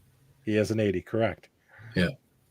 Here's an interesting one. Lana Parrilla, who was on Once Upon a Time, Alice in Boomtown. She surprised me. Yeah, I don't know who she is, so I'm going to say 65. Correct. Whoa! She was pretty big for a while and kind of just during herself. And again, Carlos Esposito's price. I only asked you that one. Oh, yeah, he's crazy. You know who he is, right? But he is yeah. Search. Yeah, is he like 120? He's only 100 this time around. Oh, okay, all right. He was 120 in Niagara Falls last time, I think, wasn't he? He was, yeah. Yeah. Blue Diamond Phillips. How much was he in Niagara Falls? I forget, actually. Yeah. I think he was reasonable. I'm going to say he's like 65 here. He's 80 here. Oh, okay. That's a little bit of a stretch. Maybe he was 70 in Niagara Falls. Mary McDonald, who was on Dance with Wolves. Oh, Valhalla Usher, Battlestar Galactica. She's got a good resume. Yeah. She's probably an 80. Only a 70. 70, okay. All right. Yeah. And of course we know Robert Patrick. Yeah, he was expensive. He was like he was $100, wasn't he? Yeah. Yeah. He's 100 here. Last one, Summer Glau. Is she Canadian? American actress. No one Firefly, Terminator, Sarah Connor Chronicles, and Arrow. Why did I think she was born in Canada? She's on a lot of Canadian stuff, I think. That could be. Okay.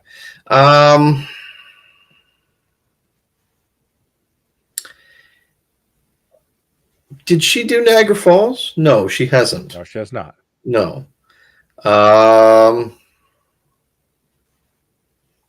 going to say 75. I knew you would get this one. 50. Really? Yes. She's undervaluing herself. I think so too. Yeah. Yeah, and you know Dan Sloss's price. He was he 80 or 85? He's 80. Yeah. Okay. Yeah. Oh, what did I ask you about Dante Brasco, who was a Rufio in Hook? Voiced Oh, the Lost Boy kid. and voiced somebody on the Firebender on Avatar, and he's a few things. Yeah, he's probably like a 60. He's an 80. Whoa. Yeah, exactly. Okay, he's got Sarah Glau's price mixed up with his own. Yeah, and I'll call the web admin. yeah, and they're not cheap either, eh? Well, I must admit, 3-day pricing is $75, about the same as Niagara Falls. Yeah. Yeah, a single day, $55 at the door for Saturday. It's not bad. Yeah, I did get my 1-day pass for Saturday there for Frightmare. Yep. So I got mine and the kids too. So we're gonna get up whenever Serena gets up. Just roll on down. Yep. See what is going on there. Yeah. I'm not sure we're gonna see. The kids aren't familiar with a lot of the horror people. Yeah. The Hamilton convention, the tickets, 35 for Saturday, 30 for Sunday, was $50 for a 2-day pass. That's good. That's really good. Yeah. You know who has a really good Comic-Con though? It's Montreal. Yeah. Yep. I've heard that. Yep. What was our guest this year? Well, the old one's down, but that was a really good con. Yeah. They looks like they're run by the same company, right? Yep. But they have a lot better guests than Ottawa does. This is a little bit of a pricing discrepancy here. Excuse me. I was looking at the London Comic Con. Oh, yeah, that's a weird one. September 14 and 15. $40 for Saturday, $30 for Sunday, $60 for the 2-day. But really, like, if you're looking guest wise, they don't have much. They look got like Kevin Eastman. Excuse me, from the Ninja Turtles, the creator. Excuse me. Oh dear. Oh. Ernie Reyes Jr., also from Ninja Turtles. Paige Turco, who I'm not sure who she was. Oh, here we go. She was in one of the Turtles films. Yes, she was. Yep. She must have been an April O'Neil or somebody like that. Her autograph price is affordable, $40. This is interesting. $40 for an autograph, $30 for a table photo. Combo for the autograph and the photo is $60. Voice recording, $100. Wow. And photo op price, $60. That's interesting. A voice recording. Brasco's TBA, I noticed that one. James Sato, who was a shredder. He's going to be there. Laura Vandervoort, who was Supergirl in Smallville. Okay. You want to guess her autograph price? I look. He has been to Niagara Falls before. 70. 65. Okay. Todd W. Langen, who is a screenwriter of the 2 Ninja Turtles movies. No autograph prices for him.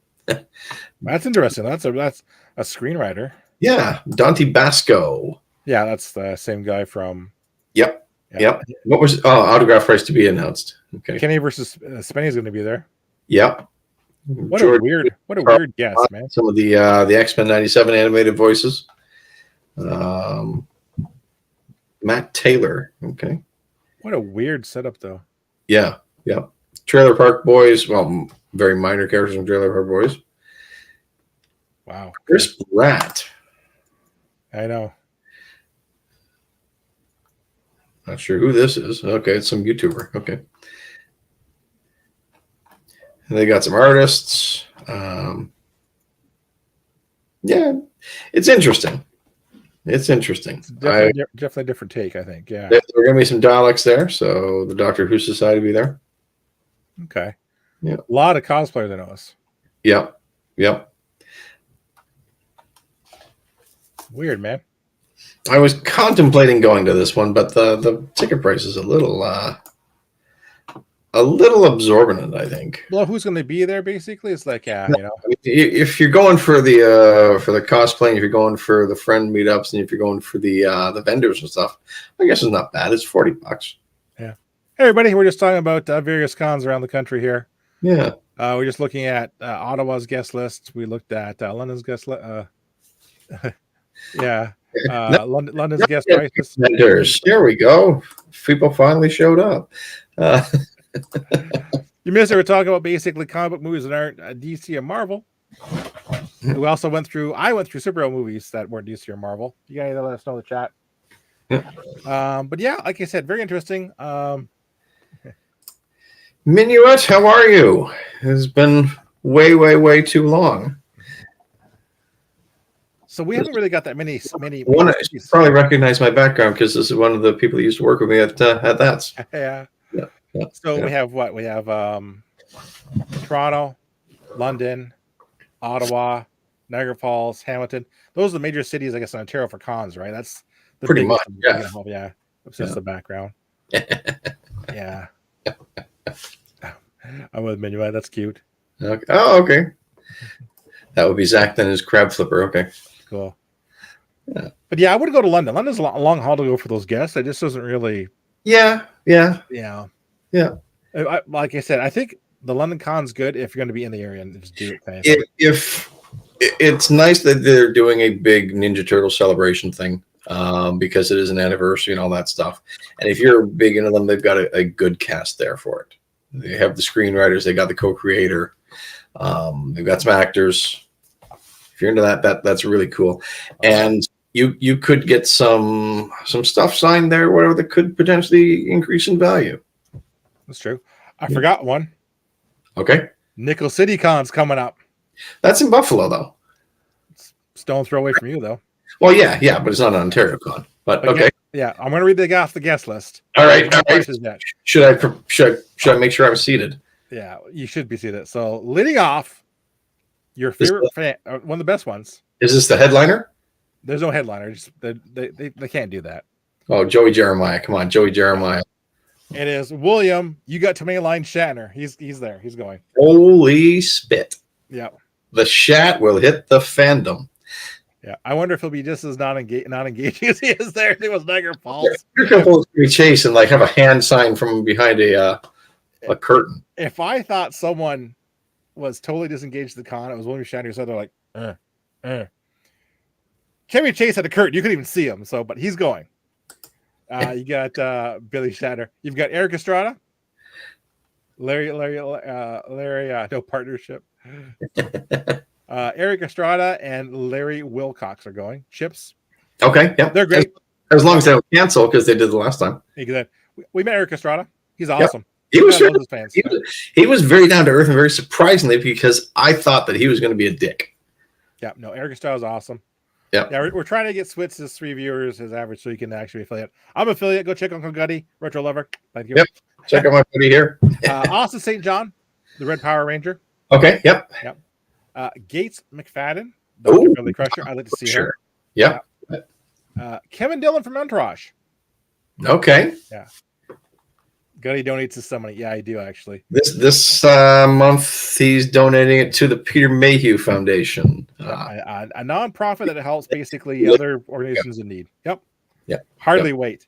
Here's one I was expecting: Sean Patrick Flannelly, Boondock Saints. He's going to Hamilton.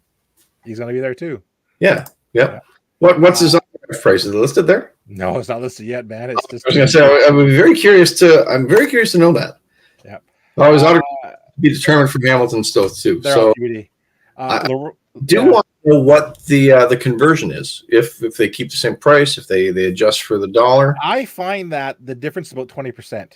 Yeah. Ian Carl charges about 90 American, 85. Then tax on about another 20%. It comes over to charge about 110. Yeah. Lorraine Bracco from The Sopranos. Okay. Bam Bagheera, Jackass alumni. Yep. Also going to Hamilton. Yep.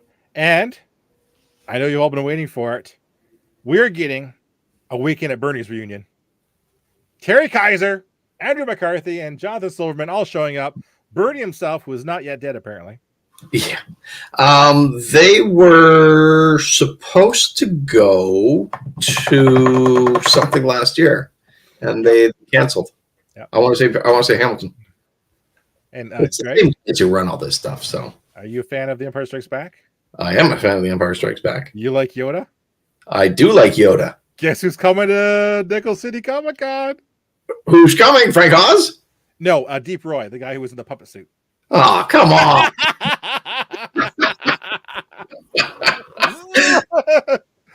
I heard for $5 he'll sing the Oompa Loompa song for you. Oh, there you go. I saw that I had to reel you in. I knew you were going to go for that. Frank Oz would be incredible to meet. He'd be cool. I think Frank Oz just yell at people if he showed up. Frank Oz, you'd give him the used prophylactic from the Blues Brothers. Going to sign that. Yeah. You got Scary Movie Reunion. Scary movie. So the Wayans and David Sheridan, who played Doofy. Lachlan Monroe, who's been in a lot of he's a character actor, the blonde-haired guy. Yep. And John Abrams, who played the whatever. He's there. Yep. And then you got your horror stuff. Felicia Rose, Sleepaway Camp. Yep. Not sure. James Jude Courtney, Michael from Halloween 2018. Tom Agora, Jason from The New Beginning. Yep. Oh, Jackson Robert so-and-so from It, 2017, the new one. Okay. Gerald Prescott from Walking Dead. And of course, some wrestlers. Kurt Angle. Hey. Dustin Rhodes doesn't cancel.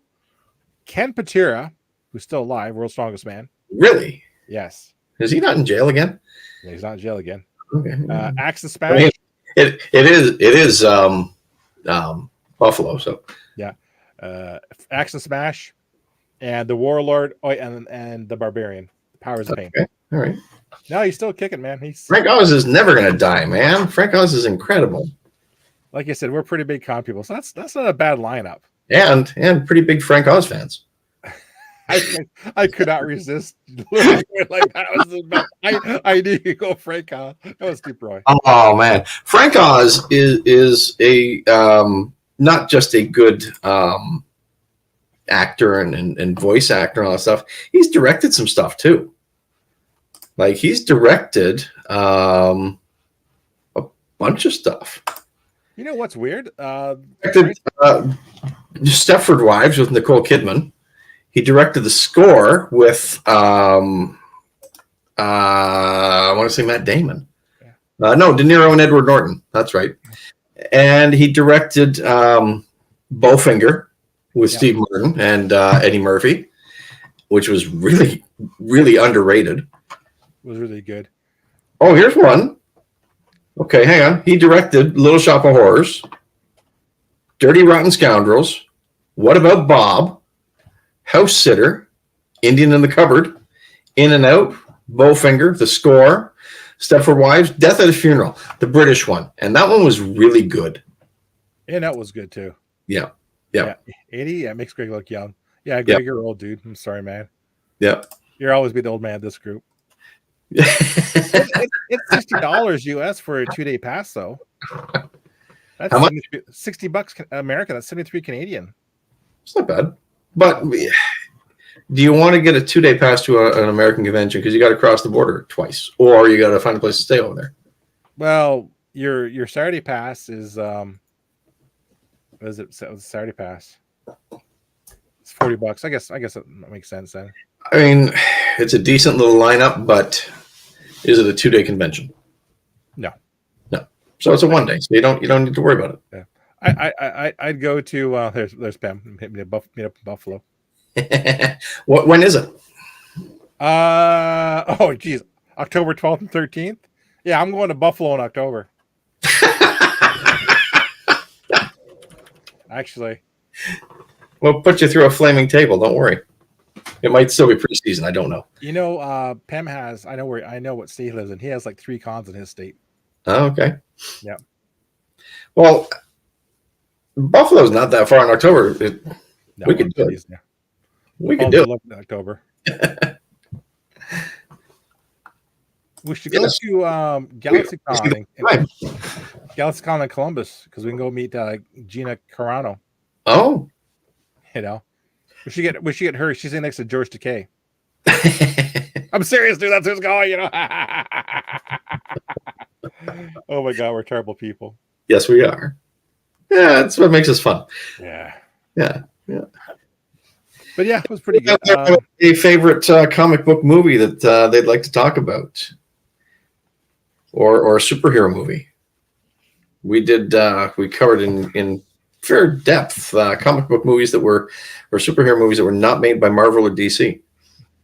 Yeah. Good to know. Good to know. All right, so we're not meeting at GalaxyCon. Yeah. Ken will be there in his John Wayne costume. Yeah, Pam's a big John Wayne fan. We know that for a fact. Yeah, yeah. I'm trying to think what superhero movies I watch on a regular basis. Like I said, you already mentioned Captain America: Winter Soldier because I love a good political thriller. I'll watch that.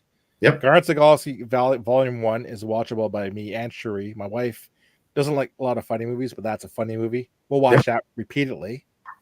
As flawed as the film is, I do enjoy watching the Watchmen film. Mm-hmm. The Watchmen TV show is excellent. Yep. But there's not a lot of actual comic or hero films I'll watch repeatedly. Actually, I must admit I haven't gone back and watched the original Superman. I used to watch all the time. Yep. I haven't actually plunked that one in. You know what you should watch again though? Do X-Men. you still believe a man will fly, or Absolutely. Can fly? Yeah. Yeah. I have not watched the X-Men series either from the 90s yet. And I should. I used to watch them all the time. I just got out of the habit of watching them. You mean like the Hugh Jackman ones? Brian Singer, yeah, it was a singer. Yeah, they were 2000. Yeah, 2000. Sorry, yeah. Yeah. I just got a habit of watching them. They were good films. I remember because I had to enter the movies on the computer all the time.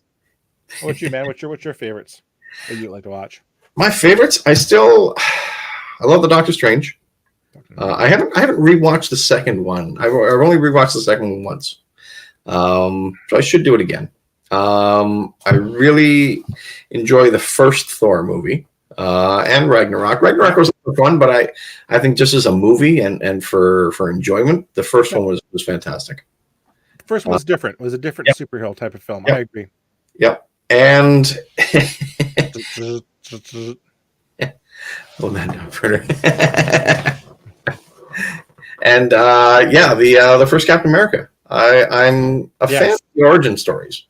The first Captain America gets a lot of replay in this house. Again, Yeah. another film.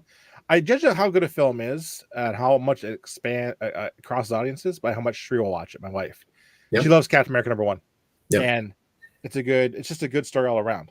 I did watch the Shadow again a month or so ago. How's it hold up? I enjoyed it still. I mean, that was I want to say Russell McKay directed it. Same guy who directed the first Highlander movie. You're probably right. Knowing your intense knowledge. Yeah, and it still held up. Definitely fun, and Alec Baldwin was fantastic in it, and Tim Curry was incredible when he went insane at the end of the movie. Well, yeah. You're right. It was Russell Mulcahy. Okay, he that did it. Yeah. Captain America is probably the one who watched the most in this house, and like I said, it's a superhero film. Sorry, he gets powers and all that, but it doesn't feel like a traditional superhero film. Yeah. But a lot of the older stuff like Endgame, Infinity War, Age of Ultron, they're just a slog to get through now. So I don't tend to watch them. I used to go through and do a Marvel marathon once a year and just kind of watch through them all. Are they hard to get through because they're so interconnected with the series?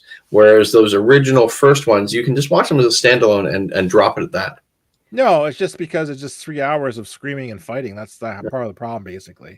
Yeah. Like they exist to pay off. Oh, we got here. Ooh. The boy. Crab Flipper hit us a good point here. So one of my mantras is superhero properties that fail today or have too much superhero in them. We're at superhero fatigue.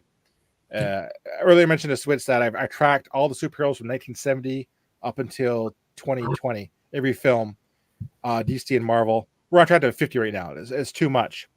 And I said that anything that's a superhero film, I've got powers. How do I use them? I defeat the bad guy. We're going to go to sleep. What dimensional characters? 100%. And we don't just go to sleep because we're old. Yeah. Like Frank Oz. Yeah. The Boys, absolutely. The Boys give us a taste of what if a superhero was a superhero? Yeah. So it was a supervillain kind of thing. Or what if they were just super?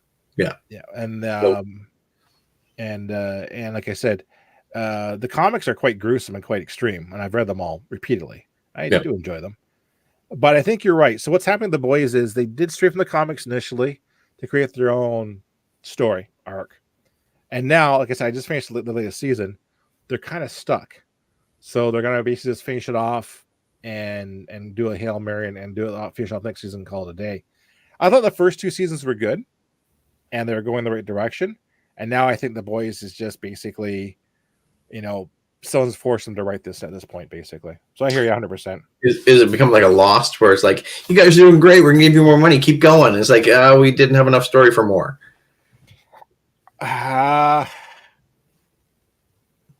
Yeah, I got to say that to a point because there was... Or even Heroes. No, Heroes was worse, actually. There's too many characters in Heroes. Yeah. But the same, like, it was good the first couple, and they kind of like, this is where we want to stop. No, you got to keep going. And they had the writer's strike in there as well. Yeah. So like The Boys' first and 2 season arcs were pretty decent, and you could follow them, and they made sense. And now they're kind of basically, what do we do now? We keep repeating ourselves and all that. Yeah. I'm still enjoying Homelander's arc. I think that's pretty good. And I've come back around to watching Billy Bush's arc, pretty good in this one. But yeah, it's starting to get kind of mad. I hear you. I'm waiting for the next season of Invincible to drop. Invincible, I enjoyed the comic. Excuse me. Invincible TV anime series is excellent. Yep. And I really enjoy that. What's that? You know why? J.K. Simmons. Yeah. So, but again, they're having production issues more than anything. Now, there was a supervillain show on Netflix I watched. I think it's Super Crooks. If you haven't seen it, go watch it. It's based on what is it here? But it's based upon a comic series by Mark Millar. Absolute genius. There you go.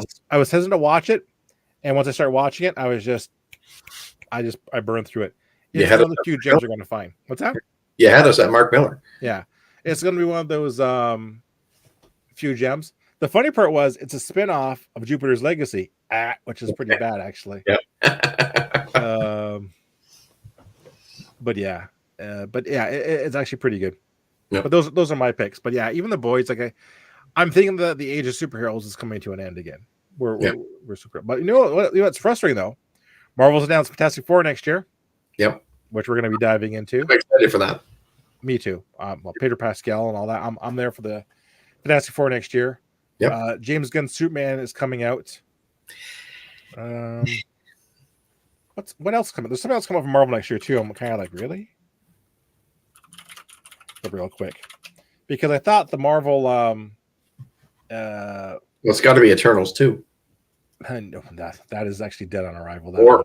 Or Blade. Yeah, that might be done. Daredevil Born Again TV series. Yeah, could be good. Agatha Long TV series. Oh, that's it. Captain America: Brave New World. Yeah. Oh my God, that's dead on arrival. That's gonna bomb. Here's one Fantastic Four because I'm attached to the last one, even though it's more nostalgic than anything. Absolutely. When you say Minuet, do you mean the Jessica Alba hair, or do you mean the one with Michael B. Jordan? I think it's going to do well. I just read. It seems like we really enjoy them when they do a period piece, like Captain America 1 being in the 40s and that. Okay, so the original Fantastic Four ones. Yes, I really enjoyed those ones. They were fun for what they were. They weren't perfect, but they were really good. Yeah. They kind of screwed Galactus, but well, whatever. Yeah, like I said, they're good. Yep. Hickman's run on it was funny. Sorry to cut you off. It was funny seeing in the first Fantastic Four movie how it was so clearly filmed in Canada, because there were scenes where the Thing rescued the bus off the bridge or whatever it was, and you had Terry David Mulligan from Much Music going up there to interview him as one of the reporters. And it was like they just grabbed actual like stock reporters from the area, from Vancouver. Exactly. Like I've got some, like I said, I'm looking forward to it. It's a period piece. Hickman's comic run on Fantastic Four, it's 6 volumes. Go pick it from the library. Is great. It feels like the best run I've read in a while. Is that the one that just started up like 2 or 3 years ago. Yeah, but it ended after 6 stars. It's about Reed and the super councils of Reeds. Oh, okay. It was very good. It was very, very good. All right. But I saw the preview for Captain America: Brave New World, and I said this thing's dead on arrival. I have not seen the preview for it. Here's why. Okay. It's coming out in February. February is the movie graveyard. Every movie that gets dumped in February. So it's already got no faith. They're bringing they're trying to lean into having Anthony Mackie, Sam Wilson as Captain America. It's not working for me. Yep. Because he's not super powered. Yep. You've got Harrison Ford as Thunderbolt Ross. Yep. Which is kind of funny because they got him because they said, Ford, do you want me to superhero film? I don't think I'll be a superhero film. Hires a big truckload of cash. I can be a superhero film. Yeah. So he's going to be in it. He's also going to be the Red Hulk. He was actually Cat motion for it. Yep. The plot looks not good. It went through almost over 20 days of reshoots. Yeah. They brought in, of course, Giancarlo Esposito to Yep. be the new villain. Yep. And one of the big things is the Red Hulk is in the trailer. Here's the problem. If you're going to use the Red Hulk, there are a lot more Red Hulk fans than Captain America fans. So if you undersell them, people are going to be angry. Yeah. If you take some of the film, people are going to be angry. Yeah. If Captain America, who's not super powered, beats the Red Hulk, people are going to be angry. Well, this film, I think, is going to be DOA. There's a way they can do Captain America beating the Red Hulk. It's just Chris Evans. No. Yeah. this film is DOA. Yeah.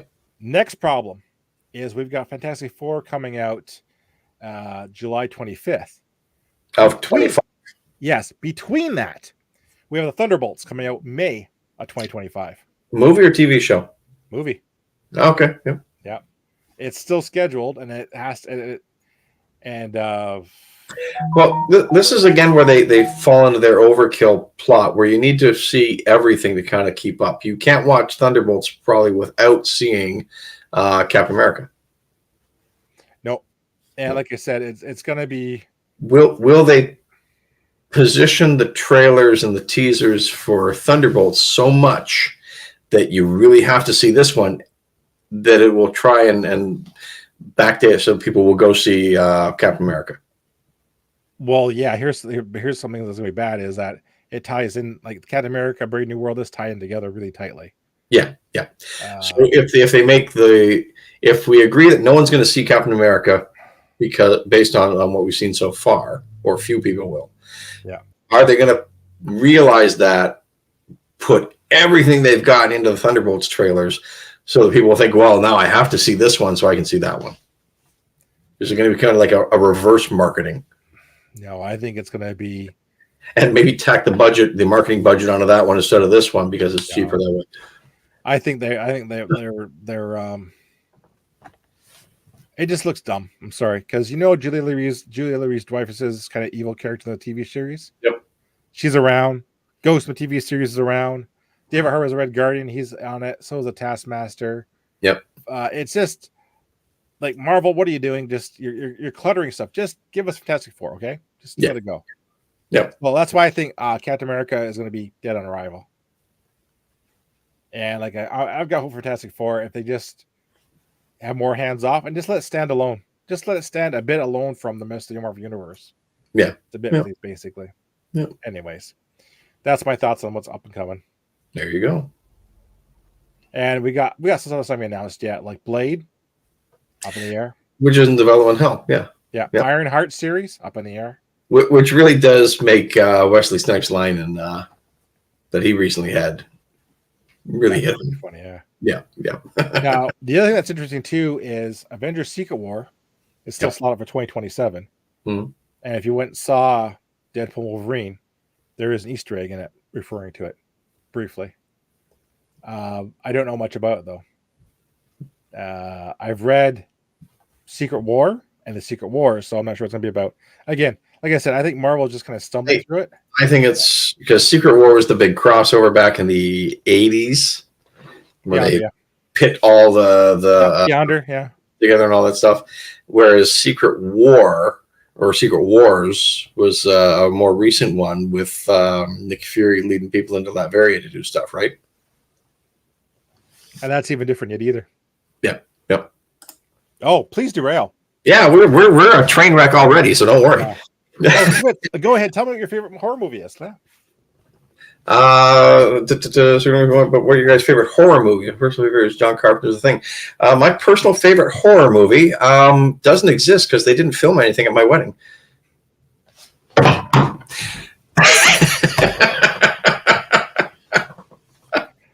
Greg isn't a horror aficionado. I, on the other hand, not a horror fan because I've got a creaky house, a crazy neighbor, and an ex-wife, and I don't need to jump at every noise in the night. That being said, I did enjoy Tucker and Dale versus Evil, which was more of a horror comedy. And Minuet, because everyone laughs at the Greg's ex-wife jokes. This is hidden so she can't see this ever, right? Unlike Switz, I am a geek of the world, so I also embrace all aspects, including horror. I read a horror podcast, Moments of Time and Space. Go check it out. Short stories. The horror genre is really interesting, so I'll throw out a few. American Werewolf in London. Oh, okay. I really enjoy that film. It's just had an anniversary. Yep. 2 days ago or something like that, I think. The effects of Rick Baker are great. The story is a different kind of horror film. Yep. I'll also throw out Near Dark. It is a turn on your head vampire film from the 80s, directed by Catherine Bigelow. Go check that out. It's really good. Okay, I know which one Near Dark is. Okay. Yep. That's Henrik. And do we think that mystery is highly complementary aspect of horror? I think mystery kind of throws you more into thriller a lot more often than it does into horror. And so you can argue that a lot of like the Hitchcock stuff was high thriller and high suspense and high mystery, but not really horror. Even Psycho, even though it does usually get thrown into the horror section, I call it more thriller. I think the aspect too that mystery intertwines well with a good horror. Basically, It's fear of the unknown and trying to basically unravel that unknown. Watching the film, that can make it all that much better. Basically, you know, where the horror come from and so forth, all that. Like, you know, The Thing is technically basically part whodunit because you're not sure the thing is. No, it's very much a mystery. And then I even go so far as called Silence of the Lambs. That's a straight up, you know, crime thriller horror mystery. Yep. Yep. With the late great Hannibal Lecter. Yeah. I haven't seen too many modern horrors I can really recommend. Cloverfield's good. Midsummer is probably one of the most disturbing films I've seen. It's a folk horror. Again, check out my YouTube channel. I got folk horror on there. Yep. It's a very good, strong folk horror. I've seen buzz about Long Legs and Trap that came out recently. Long Legs isn't bad. It's pretty good. Trap, I think, is a Shyamalan that's not too like that. Ritual's fantastic. And so is The Witch. Go watch The Witch. And a very strong film. The Witch is great. The Witch, is that the one where it's like VVITCH? No. It's The Witch is amazing. Witch is top tier folk horror. Okay. I think it might be the one I'm thinking of that they just did a stylized W. Enjoy Taylor, yeah. The other thing too, like I said, I'm very picky about my horror, so I've seen pretty good ones. Yeah. I was gonna say I did enjoy Let the Right One In. The original, the remake. The original. Original, absolutely good choice. Yeah. Original is very, very good. I love foreign horror. Yeah. I will watch South Korean horror until the cows come home. So All of Us Are Dead, Train to Busan, and Sweet Home. I will watch those. I'm hooked on those shows. If you want a really good character-driven zombie, watch Train from Busan. Another really good, and I guess it falls into horror. Maybe I do watch some horror movies. Son of a gun. Troll Hunter was a Swedish one, and it was really fun because it shot documentary style. This crew of teenagers are following around this guy who they think, oh, he's a troll hunter. He's a troll hunter. Trolls are real. Let's see. And they try and catch the trolls. And he's like, yes, fine. You caught me. Trolls are real. You want to see how much fun this is? I just caught a troll. I got to do 6 hours of paperwork. And it was a really fun, good movie. And scary. It had some good jumps to it there. One show I've been trying to get around to watching, I haven't watched yet. I want to check out is Late Night with the Devil. I've heard very good buzz about that, but I haven't got around to watching it. Basically, Who's in that? David Das Mission. He was Polka Dot Man and the most recent stuff. Ingrid Torelli. I heard it's really good. I just haven't got around to watching it yet. Yep. And if you're thinking about seeing the new Alien Romulus for jump scares, go ahead because it is very jump scary. Oh, nice. Oh yeah, it's the Alien Romulus is Return to Form. So if you like Alien, you'll love Alien Romulus. It's a worthy Alien film. It's more Alien than Aliens. Yeah, Aliens is basically a straight up military bug hunt with James. Aliens was a sci-fi action movie. Yeah, Alien is a return to form. Alien and Alien Romulus are just like that. Absolutely great. Yep. Yeah, my one of my daughters and her boyfriend went and saw it, and she goes, "I did not know it was so freaking scary in the dark theater." It is. Minuet, you're gonna love it. If you like Alien, you're gonna love this thing. It is well written, well paced, jump scares, and uncomfortable at times, which it should be. And like I said, I know the director. Like I know his work, so I'm not surprised. Nope. Very happy to see it doing well. Also, since we rumble from topic to topic, if you have not seen Prey, the Predator film that came out direct to Hulu, go check it out. That is a worthy Predator film. So, speaking of Alien Romulus, what are you going to do to scare your daughter tomorrow? What's tomorrow? I'm just after watching the movie. No, I don't do that to my daughters because not anymore. No, just around Halloween time, they usually put props in the bathroom and leave them there, kind of thing. You gotta get like a blow up alien or something like that. Well, I thought we'll put on my face is laying outside of her door or something like that, but did they have a face hugger popcorn bucket or something? I think they did. They also did a very weird viral marketing campaign. They had people laying around New York City with face huggers in their face. Huh. Yeah. I in honor of his passing, I just recently rewatched Invasion of the Body Snatchers there with Donald Sutherland. That's a good one. And that was excellent. Yes. Apparently, I was reading just the trivia stuff on IMDb about that one, and they said that around the time of the release, people were putting out pods that looked like the pods from the movie in random spots around LA. They don't know why they were doing it. It was not affiliated with anything. This was long before social media and anything would go viral or anything like that. But they were just doing it to mess with people, which is kind of awesome.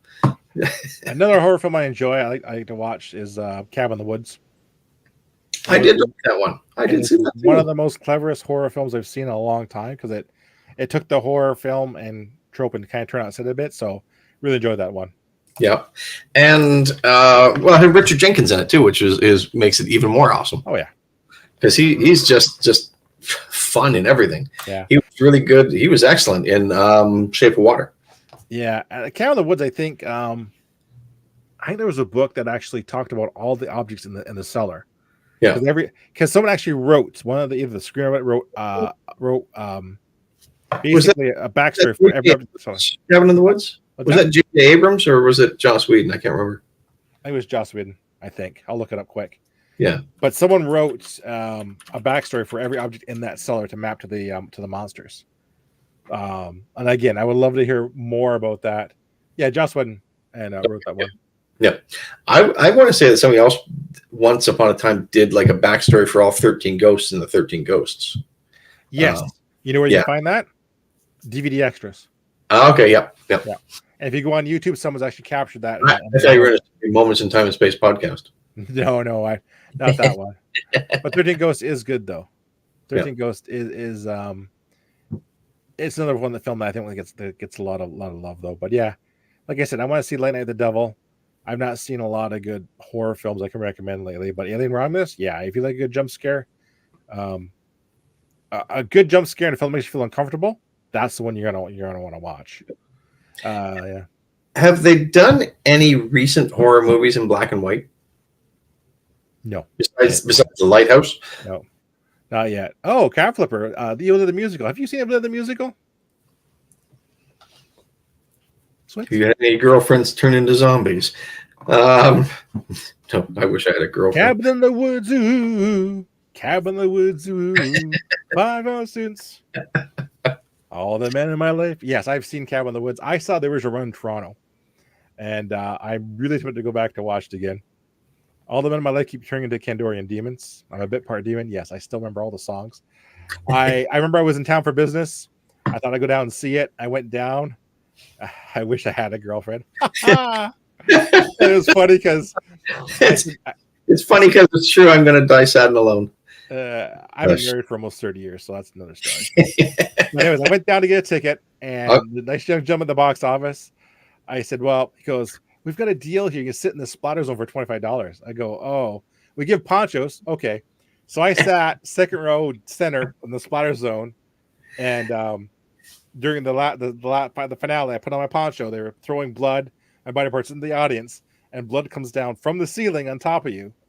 And I was tradition to wear a white shirt and walk home and go home on the GO train like that. One guy didn't know, took off his poncho too early and got drenched. He goes, I can't go home like this. He's just covered in red. Yeah.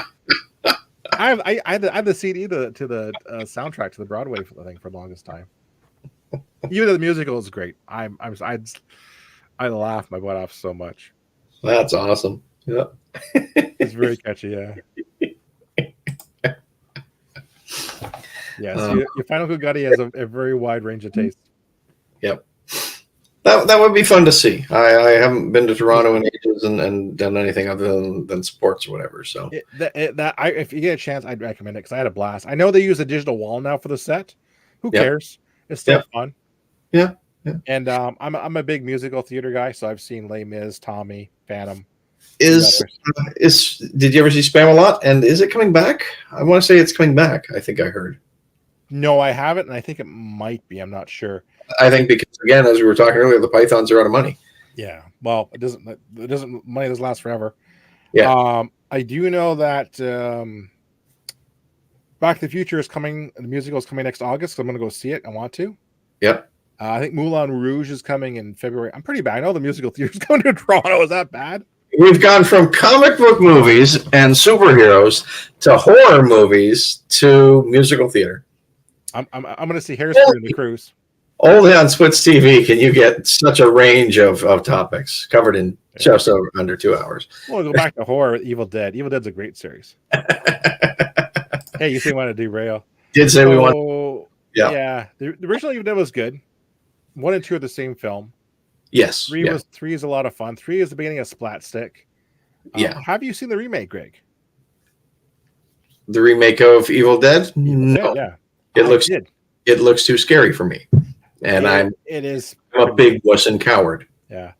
Evil Dead, the remake wasn't too bad. It was pretty good. Yeah. Big credit to them because the director wanted a lot of practical effects. And I'm a big fan of practical effects. Exactly. I am a baby. CGI isn't scary. If you want to watch it with me, Minuet, and hold my hand, that's fine. CGI is not scary. Okay. Practical effect will terrify me. Yeah. Like, if I see someone getting chopped up, no problem with CGI. If someone takes a knife and starts whacking their hand, I'm like, oh my God. She's got me. We're good. There you go. You and Zach got to come down here sometime for a game night. We've got to do a board game day or something again. Evil Dead Rise was the 5th one in the series, and believe it or not, it's standalone. It doesn't really tie into any other films very closely. So, Cat in the Woods was a better version of Evil Dead. Yep. I'd go for that. Cabin in the Dead was obviously inspirable. Cabin in the Woods. I'll disagree. No, you're not disagree, are you? Okay. I'll disagree because Evil Dead was meant to be camp. And Cabin in the Woods, I don't think was meant to be as campy. You're incorrect, actually. Yeah. Evil Dead was meant to be serious, and Raimi goes, well, there goes out the window. I think they saw what they had, and they just embraced the camp. By the 3rd, it was full camp and Splatstick. Cabin in the Woods knew exactly what doing with camp. 100% was for game day. That's good. And I don't think I think it was supposed to be like a horror fans making a horror film. They realized what they had and they changed it. Like Army of Dead's camp, pure camp, no question. Splatstick all the way. Yeah. Cabin in the Woods, it is Joss Whedon winking at us the whole time. Yeah. Having a lot of fun. I guess Evil Dead turned into camp because of what they did. Yeah. It did. Yeah. It had to. But you know what? I have no problems with that. Yep. Like I said, But you know, I haven't watched Evil Dead 1 and 2 in a long time. I just watch Army of Darkness because it's more fun. Yeah. I would say that you would never have gotten Cabin in the Woods without Evil Dead. No, you would not have. Yeah. Evil Dead has obviously inspired Cabin in the Woods 100%. Yeah. There's no question about that. And you're right. You would not have got it without that. Yeah. That's a hard fact. Absolutely. Yeah. What about Goonies? Everybody like Goonies? I got my Goonies shirt today.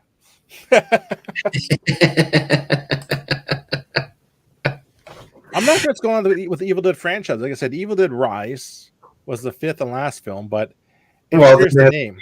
The Ash versus the Evil Dead TV series on, I want to say, Stars. It's done. It's done, but I think that was the last of that universe kind of thing. So where's it going to go from that, right? The film's development was preceded by you've got like the original universe, the Raimi universe, then you got the remakes and all that.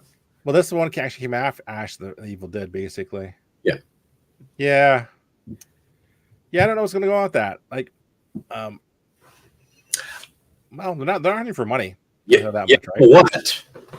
Maybe we can find out in 63 days, 11 hours, and 32 minutes when Fragment of the Falls opens up and we can talk to Sam Raimi himself. There's got to be something going on because that film made decent cash. Yeah. Yeah. And like I said, budget was 20 million, box office was 147. So it had to do 50 million to break even. So it went. Horror movies basically are great for studios because they usually cost low. They usually cost low, and you don't need to go far to make a profit. Yeah, yeah. But I'm not sure. And you get people going out in hordes for them. Yeah, but I'm not sure if Raimi's got anything else in the tank. I don't think like Raimi did much. It was written by Lee Cronin, written by Lee Cronin. Like he produced it, so he gets money from it. He didn't produce it. Actually, I got a producing credit. He's got to have something in there. He just loaned his name, basically. Yeah. Or it's here comes something else. Sam Raimi's Evil Dead. I think they licensed to it basically, and I guess you can expect a film every 2 or 3 years now. They're saying that's the plan now. Okay. Yeah. Which is fair. I must admit, if I could, I'm not a proud man. If I did a franchise of 3 films and someone would pay me to make more films, I have to sit back and cash a check. I would cash a check. Yep. Yeah. Where do we sign? So he was technically executive producer on that film, so he didn't do much. He said. Yeah. But yeah, I would have no problem. Like I said, if I could take my short stories and turn them into a horror anthology and sell it to a streaming service, you can call it whatever you want. I'll sell you my soul for that. I love Black Mirror. I think Black Mirror and Twilight Zone, Outer Limits are a top tier TV. You got some daughters you can throw in the deal if they need them. You're like, give us studio money. Like I said, that's what I would do. I'm not a proud man. I would write an anthology. Say, here you go. But they gotta be careful though, because you look at the guy who wrote First Blood, the novel that became the Rambo movie. When he signed that contract, he didn't get any rights for the sequels. Yeah. So you get nothing. Yeah, you hear about that a lot of times, right? They sell off for the first one, and they get screwed in the sequels. Yeah, so he doesn't on this contract, so he gets no money from any of the Rambo sequels. Yeah, it's his character. Sorry, Zach, what were we talking about the other day exactly? I was talking about this with friends the other day, and I want to know, who's the best Star Trek? I don't know. Well, it's obviously Kirk, but oh man, my favorite. That's a tough one. I have not seen this, but I've heard about it. People at work are telling me about it, and I still haven't gotten around to it yet. Switch is basically a very, he's a Neanderthal. I'm sorry. It's tough up. I like 3 Robots. He also doesn't have any streaming services, so he still has the keys to a closed video store. Yeah. 3 Robots I thought was pretty funny. That was one of my favorites. There was one too, I think, in the second one, or was like the little zombie on high speed. I thought that was cute, but some of them are actually really disturbing. I have not seen it. What is this show? What is it on? How do I see it? Okay, I don't have Netflix. Cheap bastard. Too bad, man. cheap bastard that sticks to his principles and Uh, doesn't have that Netflix because they put video stores out of business. Kill Team Kill was pretty good too with the cybernetic bear. An illegal stream somewhere. Because illegal streams had nothing to do with video stores going out of business either. Yeah. But the one that I thought was really was the one that I really was really disturbing. Think of the one here. I'm looking it up. It was the one where totally legal online backup method. what was the one where he's that alien shoot. That alien basically captures that Beyond the Killer Rift, where he doesn't realize, he's living in that simulation by the arachnid creature. That was really friggin' disturbing. So what is the basis of this? It's a show. It's called Love, Death, and Robots. Yeah. Is animated. Yes. Okay. How many episodes are there? Apparently they're like 8 to 30 minutes. Right now there are is it 3 seasons? Yeah, so there's 3 seasons, 35 episodes. Holy 35 episodes each or 35 episodes total? 35 total. Oh, yeah, I can do that then. Okay. Yeah. I did hear this, yes, that there were different animators and different styles and stories for each episode. Yes. So the question is, anybody out there like Black Mirror? Because I'm a Black Mirror fan, big time. How can you see in a Black Mirror? Black Mirror basically is Twilight Zone on steroids. Yeah, I'd rather just watch Twilight Zone. Nah, Twilight Zone. It doesn't look kind of Black Mirror. What is your favorite Black Mirror story? Hang on. Yep. Is there ever going to be a Black Mirror pinball machine? There could be if Charles Booker wants to. But he doesn't want to. Like I said, I do find the earlier Black Mirror episodes better than the later episodes. Yeah, Open the Pig. Yeah, I know. How do you get someone on board after showing that episode, right? Like, Is Black Mirror also on this Netflix that you speak of? Yep, it is. But there's like White Christmas was disturbing. Okay. Well, I will try Love, Death, and Robots. Yeah, try that at least. Yeah. And of course, the U.S. Callister was good too. There's a lot of Black Mirror episodes, I think. I've heard of that for several years. There are 27. 27 episodes? Yeah. Okay. I just never got around to it. Never got around to it. I hear that their Star Trek episode is pretty good. U.S. Callister? Oh, it's great. Yeah. Here, I'm gonna pimp my podcast. That's just how much you love and hate it. But I love horror. I love anthologies, like horror anthologies. So like Creep Show, Love, Death, and Robots, Black Mirror, and to a degree, I don't mind the new Creep Show. There is some good stuff there, but man, Black Mirror is top tier for me. Charlie Booker puts a lot of work in those stories. Like I said, wasn't half the latest series because I thought they relied a bit more on celebrity guest stars than I did in the past, and the stories were kind of like how do I put it? Like Twilight Zone has some really good narratives with twists that you didn't really see coming. Some of the ones in the recent one, the twist is coming from the first 10 minutes and just basically went on forever. If anything, I say Demon 79 is my favorite of most recent ones. And the one I'm not really a big fan of, what's the one with the Maisie Day? I was not a big fan of that one. Yeah, Callister. Yeah, Black Mirror is meant to do that. Black Mirror is meant to produce a feeling of uneasiness because of the post-apocalyptic near future possibilities of what could happen. Basically, they are morality tales, much like Twilight Zone, but they are not designed to have happy endings. They're designed to basically make you feel emotional impact. Like some of them are just downright depressing. Like you cannot watch too many Black Mirrors in a row without feeling depressed. Yeah. Oh yeah. Perfect description. Yep. Absolute perfect description. It's holding a mirror up to life, and it's pretty black. Like I said, the White Bear was really hard to watch. I'd be like, for those who have Netflix, You're not did selling this to me now. yeah, did you actually play Bandersnatch on Netflix? I played it twice, 2 or 3 times. That was What is Bandersnatch? Bandersnatch is a Netflix. Well, it's a Black Mirror thing on Netflix that you can choose your own adventure. Oh, okay. Universe.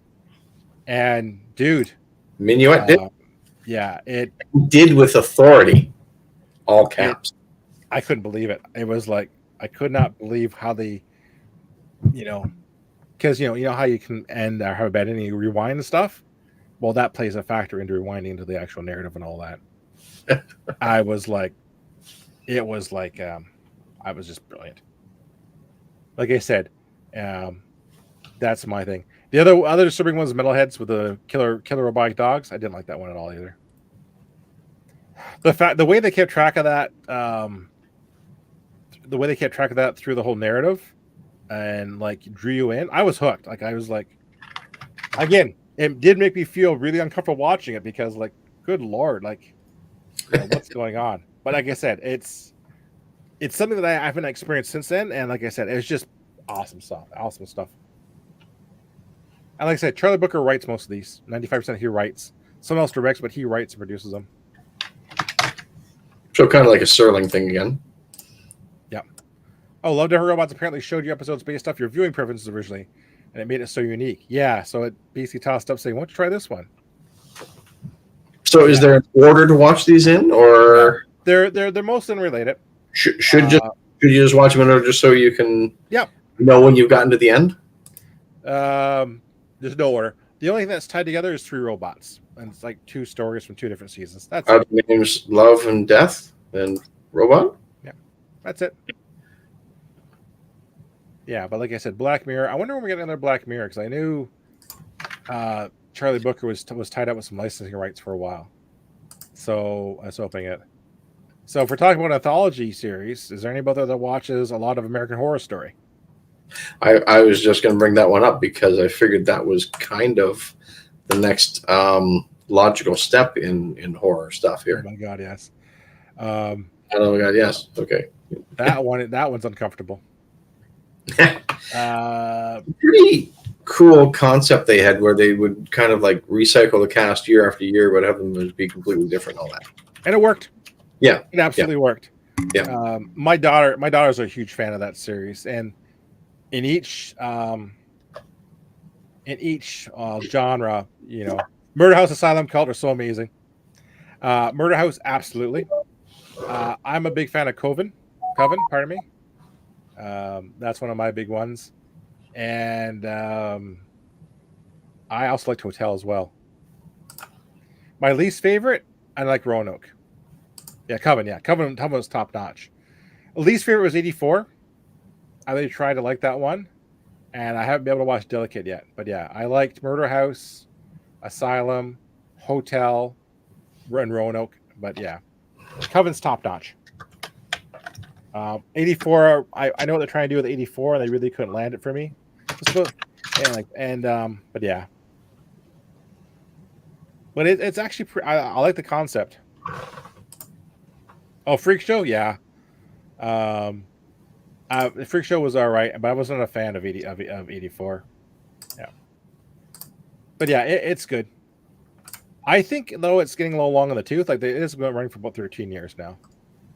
I don't know how much more ideas they've got in the tank. Quite a while, yeah. Yeah, like they said, the last The nice thing with an anthology series, even if the whole season is connected, you can keep going for forever if you change your cast out well enough. If you need to, that's what I do. They just change them out. Yeah. The problem is though is they've told yeah. It's like the first one was about a haunted house, and then we got basically a haunted asylum. Then we got a Coven of Witches. Then we got a Freak Show. Then we got a haunted hotel. Then we got the Roanoke legend of settlers. Got a cult, apocalyptic bunker, 84 horror. This is when it starts kind of to canoe a bit at this point. A double feature, so like a double feature drive-in horror. New York City was like a serial killer, which was a little weird.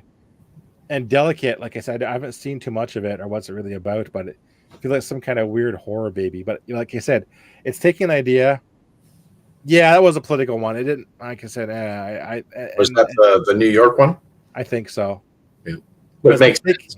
Yeah, it's taking an idea, a trope, and making a 12 series out of 12 season out of it.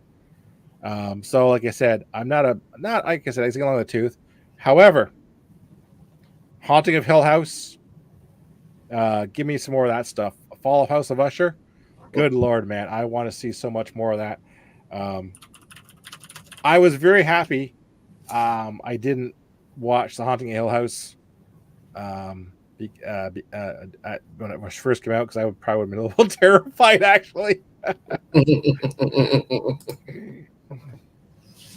Yeah, The Haunting of Hill House is created by Mike Flanagan, who's actually a brilliant, brilliant writer. So Haunting of Hill House, I thought was great. I had problems with Bly Manor. I thought Bly Manor was a little bit too slow. Midnight Mass, great twist on the vampire legend. Midnight Club, the problem with the Midnight Club is Flanagan is I agree, Crab Flipper, 100%. Midnight Club is based upon some 90s novels written by, it was like a horror novel. It's kind of like Christopher Pike, that's who it is. They weren't good in the 90s. And so bringing them into the modern, they don't work any better kind of thing. But Flanagan's a big fan of them and he wanted to do it, and I couldn't do it. But Fall House of Usher, good Lord, what a narrative. Like to take the Usher, the Poe stories and to weave that narrative with all those characters and the performances in that, right? It's not just about being scary.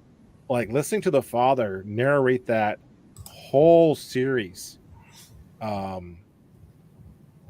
Like I said, I binge watched that one. I binge watch Usher. Yeah, he's trying to do another one of those with the Pike stories. Wasn't for me, but he's trying to do another one. But yeah, I'm excited to see what comes next from him. We are slowly creeping closer to the so-called spooky season. Halloween is approaching as the dollar stores are starting to be overtaken with Halloween merch on their shelves. I believe there's already a couple of Spirit Halloweens open around the towns. There actually. Cool. Yeah. Yeah. Oh, Flanagan, who did the Flanagan's next project apparently is going to be VHS Beyond, which will be on Shudder, I guess, and by October. VHS are they're fun films. Yeah. I was at Michael's. I found they have like Edgar Allan Poe head, Dracula head, and Dracula head. They also have Alan Edgar Poe on the toilet reading. I don't know why. I took a picture of it. Yeah. So you know what? Yeah, VHS again, top notch. I want more of that, so we'll see that on Shudder soon. Party say that's the real demon. Party say Halloween because you get Canadian Tire money too. I'm going to Spirit Halloween. It pops up. Should one popping up soon actually. Grave Encounters. Oh. I've not watched Grave Encounters. I should though. Found footage film? Canadian? Oh, now you're tickling my fancy. Grave Encounters. Okay, that's going on my list then. I love a good found footage film. Blair Witch, stuff like that. And they haven't done very many good ones since then. So I'll be looking forward to watching this one. Yes, she does. Good. Grave Encounters. Put that on my list, yeah. So yeah, I'm looking forward to Spirit Halloween, so it's coming out. Yep. Also, too, not this year, yeah. I was going to say, it's funny how the Spirit Halloweens have kind of become very franchise-oriented, or they carry a lot of Ghostbuster stuff, and then it's a lot of Killer Clowns from Outer Space stuff, and a lot of there was a lot of Hocus Pocus stuff there a couple years ago. Oh, why not? What the next one is going to be, what this year's theme is going to be. I think they might ride with the Killer Clowns still because they had the 40th anniversary just now, right? I think so too. There's no point. And more Ghostbusters. Death of Poe is a very interesting situation. I still found it amazing that someone visits his grave on his birthday and toast I think it's cognac and leaves. And it's a family tradition or something like that too. Yeah. Yeah. Death of the Poe is a very interesting situation. Spirit Halloween has got a great business model. Yeah. Find a place to rent for 2 months, bring in your stock from a warehouse, sell it, and leave again. They've extended now because they're opening up in August. So that's August, September, October. That's 3 months. They're getting like a 3.5, 4 month lease. That's it. I've seen Hell House. It's pretty good. Yeah, not for you. Yeah, I liked Hell House. I thought it was pretty good. But yeah, so like I said, they've got their business down to a science. They know how much licensing it costs, what to bring in. Yep. Someone's buying these big pieces, not me. But I must admit, going to Spirit Halloween now is kind of like a family thing we do. It's fun. We go for dinner. Even if you don't buy anything. Oh, we always buy like even if it's still a fun afternoon out on a Sunday afternoon or whatever. We buy little things all the time and all that. I pick up most of my stuff at the dollar store for decorations and stuff. No. But I am half tempted to pick up one of those gigantic Home Depot skeletons. Because I've got in the front yard, I kind of just peering around. That'd be kind of freaking awesome. Yes, you can. Crab Flipper Minuet. I'm gonna humble brag here a little bit. Last September, actually, I'll humble brag twice. 2 years ago, I went to Hollywood Horror Nights in California. Went through the Weekend House. Last year, went to Hollywood Horror Nights in Orlando. Did all 12 haunted houses, and it was fantastic. I'm going to get a shot glass. Yeah, that's what we do. Yeah. Right back here. Yeah, I always do it too. Minuet, Shree and I, we took a cruise. We spent a week in Orlando last September. I made a point to go there. There's your skull one, eh? Yeah, this was dollar store. I always get like the theme ones, like the plastic Harley Quinn ones. So, yeah, we said we're gonna go to Halloween Horror Nights. So we booked our tickets and basically did the strategy. Stayed in the park after it closed at 5:00. Got some drinks. I had a zombie shark. It was fantastic. One of the holding pens. And as soon as it opened, to start hitting houses, we hit all 12 houses of the night and both shows with time to spare. It was hot, but it was fun. Stranger Things, Last of Us house, Chucky, Exorcist Believer, fantastic. It was awesome. But yeah, we always go to Spirit Halloween. We get the little shot glasses. Screamers, yeah, too much for me. I'm too much of a chicken. It's funny. I'm terrified of screamers and nightmares. Going through the houses in Halloween Horror Nights didn't even faze me or Cherie. We're like, oh, that's kind of cool. Oh yeah, and they stopped scaring us after a while. I went down. I took a wrong turn, went down one of the wrong holes, and the guy jumps out, goes, ah! I go, oh, sorry, guys. And I just went around like, oh, you know. Oh, sorry about that. Now I did get scared once. I was in one of the scare zones taking a picture because I was like. Vamp 69, they're doing like like dance to like 60 songs. I felt something on my arm. I was kind of brushing it, turned around, there's a severed head hanging in my face. And like, oh hey.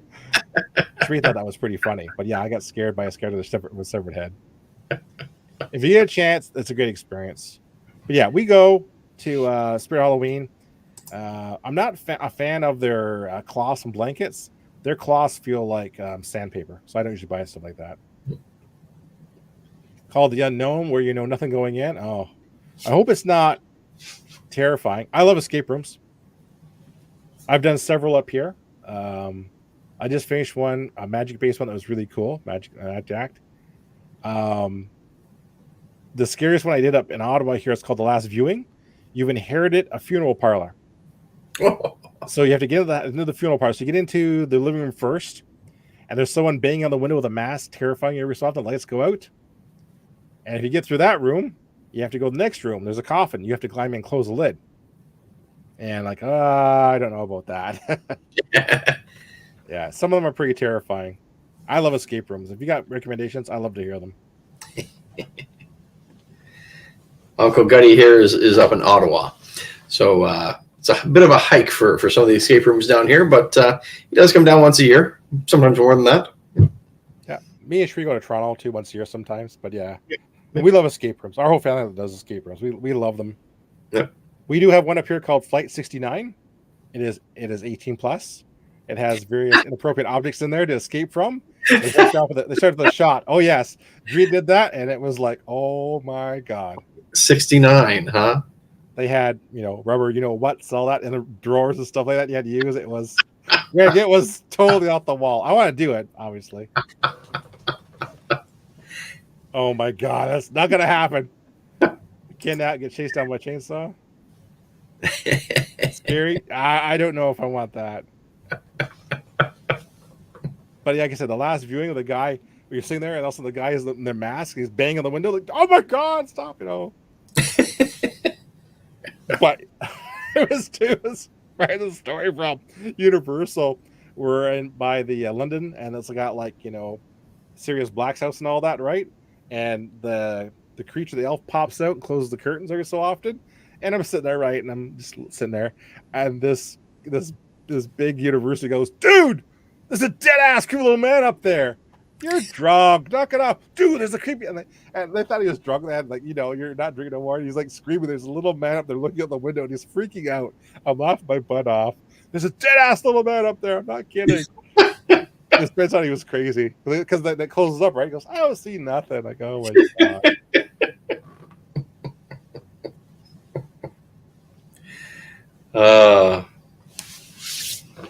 But yeah, like I said, derail us all you want. We'll talk about anything geek wise. Yeah, Yep. We are Harry Potter fans at this house. We watch the films. After COVID, to get people back to the theaters, they were showing the films on the big screen, so we all went. We all have our favorites. Mine is Prisoner Azkaban. My eldest likes Goblet of Fire because she likes going, "My boy! My boy! That's my boy!" When Diggory dies and stuff. But going to Universal, like Islands Adventure has Hogmeads, so it's no problem. Diagon Alley is like walking right into the books, and it is effing amazing. I savor that so much. It was like just literally walking into the books. I know she's a terrible person, but man, what an experience. I rode the Hogwarts Express, so that was pretty good. Nice. And you'll be able to continue to I think ride the Hogwarts Express because the government has ruled the two national train companies to go back to work. They have actually, yeah. Yep. I read about that this morning. So it was a very short lockout, I guess it was like a day. Well, government put it off and just said, we're going to legislate you. We're going to binding arbitration. Yeah. Exactly. Azkaban's my favorite. I was not a fan of the film when I saw it the first time. It was so radically different from the first two. The first two had a much different tone to them. Chris Columbus did them. Once Columbus took over, they changed a lot. And they left out a lot of things from the books, like the house stuff kind of fell off to the side, which disappointing. Maybe if they kept him in, John Cleese wouldn't be short of cash right now. They had to because it was just cluttering up the narrative. But Columbus did the first to his own style. Alfonso Cuarón, God, like I said, I didn't like it the first time. I saw it in IMAX in 4 stories. Then I appreciate the film much more. Bro, Fawlty Towers, yes. Fawlty Towers is incredible. I was first exposed to Fawlty Towers when they were doing a PBS telethon or marathon of them. And my father was taping them all off of PBS so he could use them to teach lessons at the college because he taught hospitality management and tourism and hotel management at the college in Peterborough. And he actually incorporated Fawlty Towers clips into his lessons, which was pretty incredible, I thought. That's actually pretty cool, Switz. Yeah.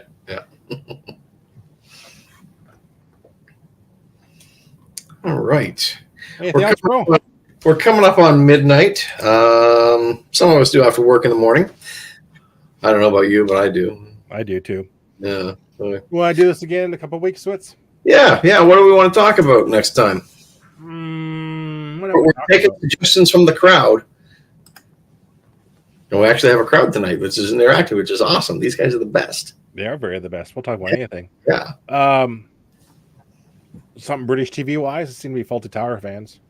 We could do Britcoms. Britcoms are good. Benny Hill all the way, man. Oh yeah. Vicar on the Derby. IT Crowd. Yep. Up there, classic Three Stooges. Yeah, we'll do some. We'll start off with. Let me see. What's the schedule here look like? Let's say September 5th. You leave September 5th? No. I leave on the 20th. Oh, well, let's do Old Man Theater on the 5th, September 5th, couple weeks. Yeah, we can do that. Yeah. And we'll do British. We'll start with British TV comedy, but we'll probably wander into all things British TV. Yeah. Spitz and I are huge British sci-fi fans. I'll wear a monocle and have some tea. Yeah. We'll probably talk, like I said, British sci-fi, Blake Seven, Yep. Doctor Who. Wander into British dramas, such as Broadchurch and stuff like that.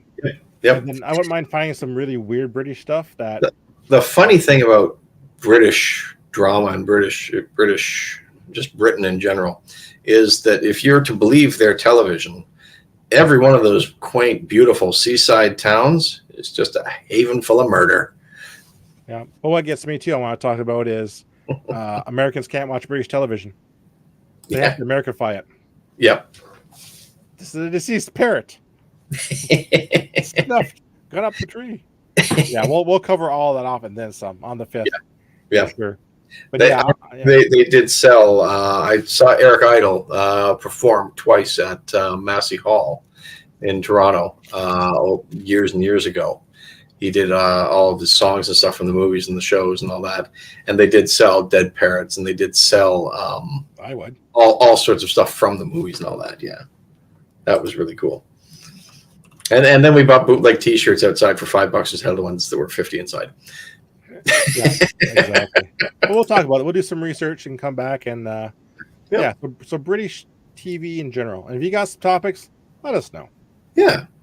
We always try to have a good time here. We always try to include you guys. It's awesome when you guys do chime in and carry on the conversation, because this is a lot of fun for us. I mean, we're not here to make money or anything like that. We're just doing this for poops and giggles. Take advantage of our knowledge.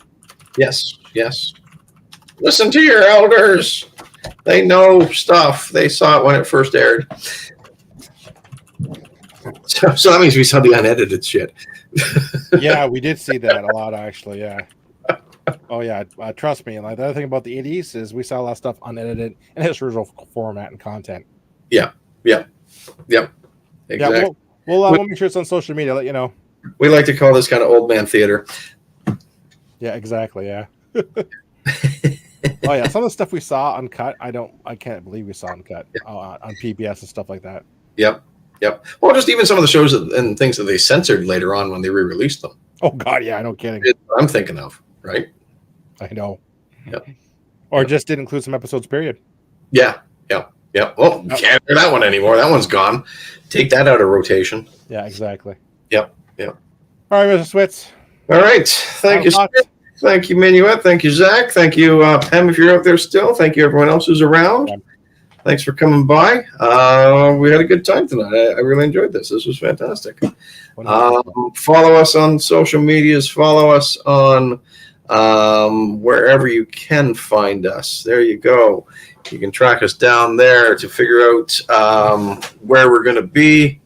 The easiest way is to probably follow us on Twitter. We're old, so we still call it Twitter, not X. Uncle Gutty, what is your handle? I'm Uncle Gutty at Twitch TV. It's Uncle Gutty everywhere. Yep. Like I said, can't wait till 2 weeks. I stream every Tuesdays and Thursdays. Yep. Stuff. But yeah, Uncle Gutty everywhere. Yep. And I'm G_Switzer usually. Yeah. And like I said, Switz, take us out. All right. Thanks a lot for coming in by, everybody. We will see you on the flip side. Remember to tip your servers and try the veal. We'll be here in 2 weeks on the Fiesta deck. Yeah, we will be. Yeah. There we go. All right, everybody. Take care. Yep. Thanks a lot. Good night. Good night tonight. We had some good conversations there. It was great. And I think we all picked up on some new stuff we want to watch.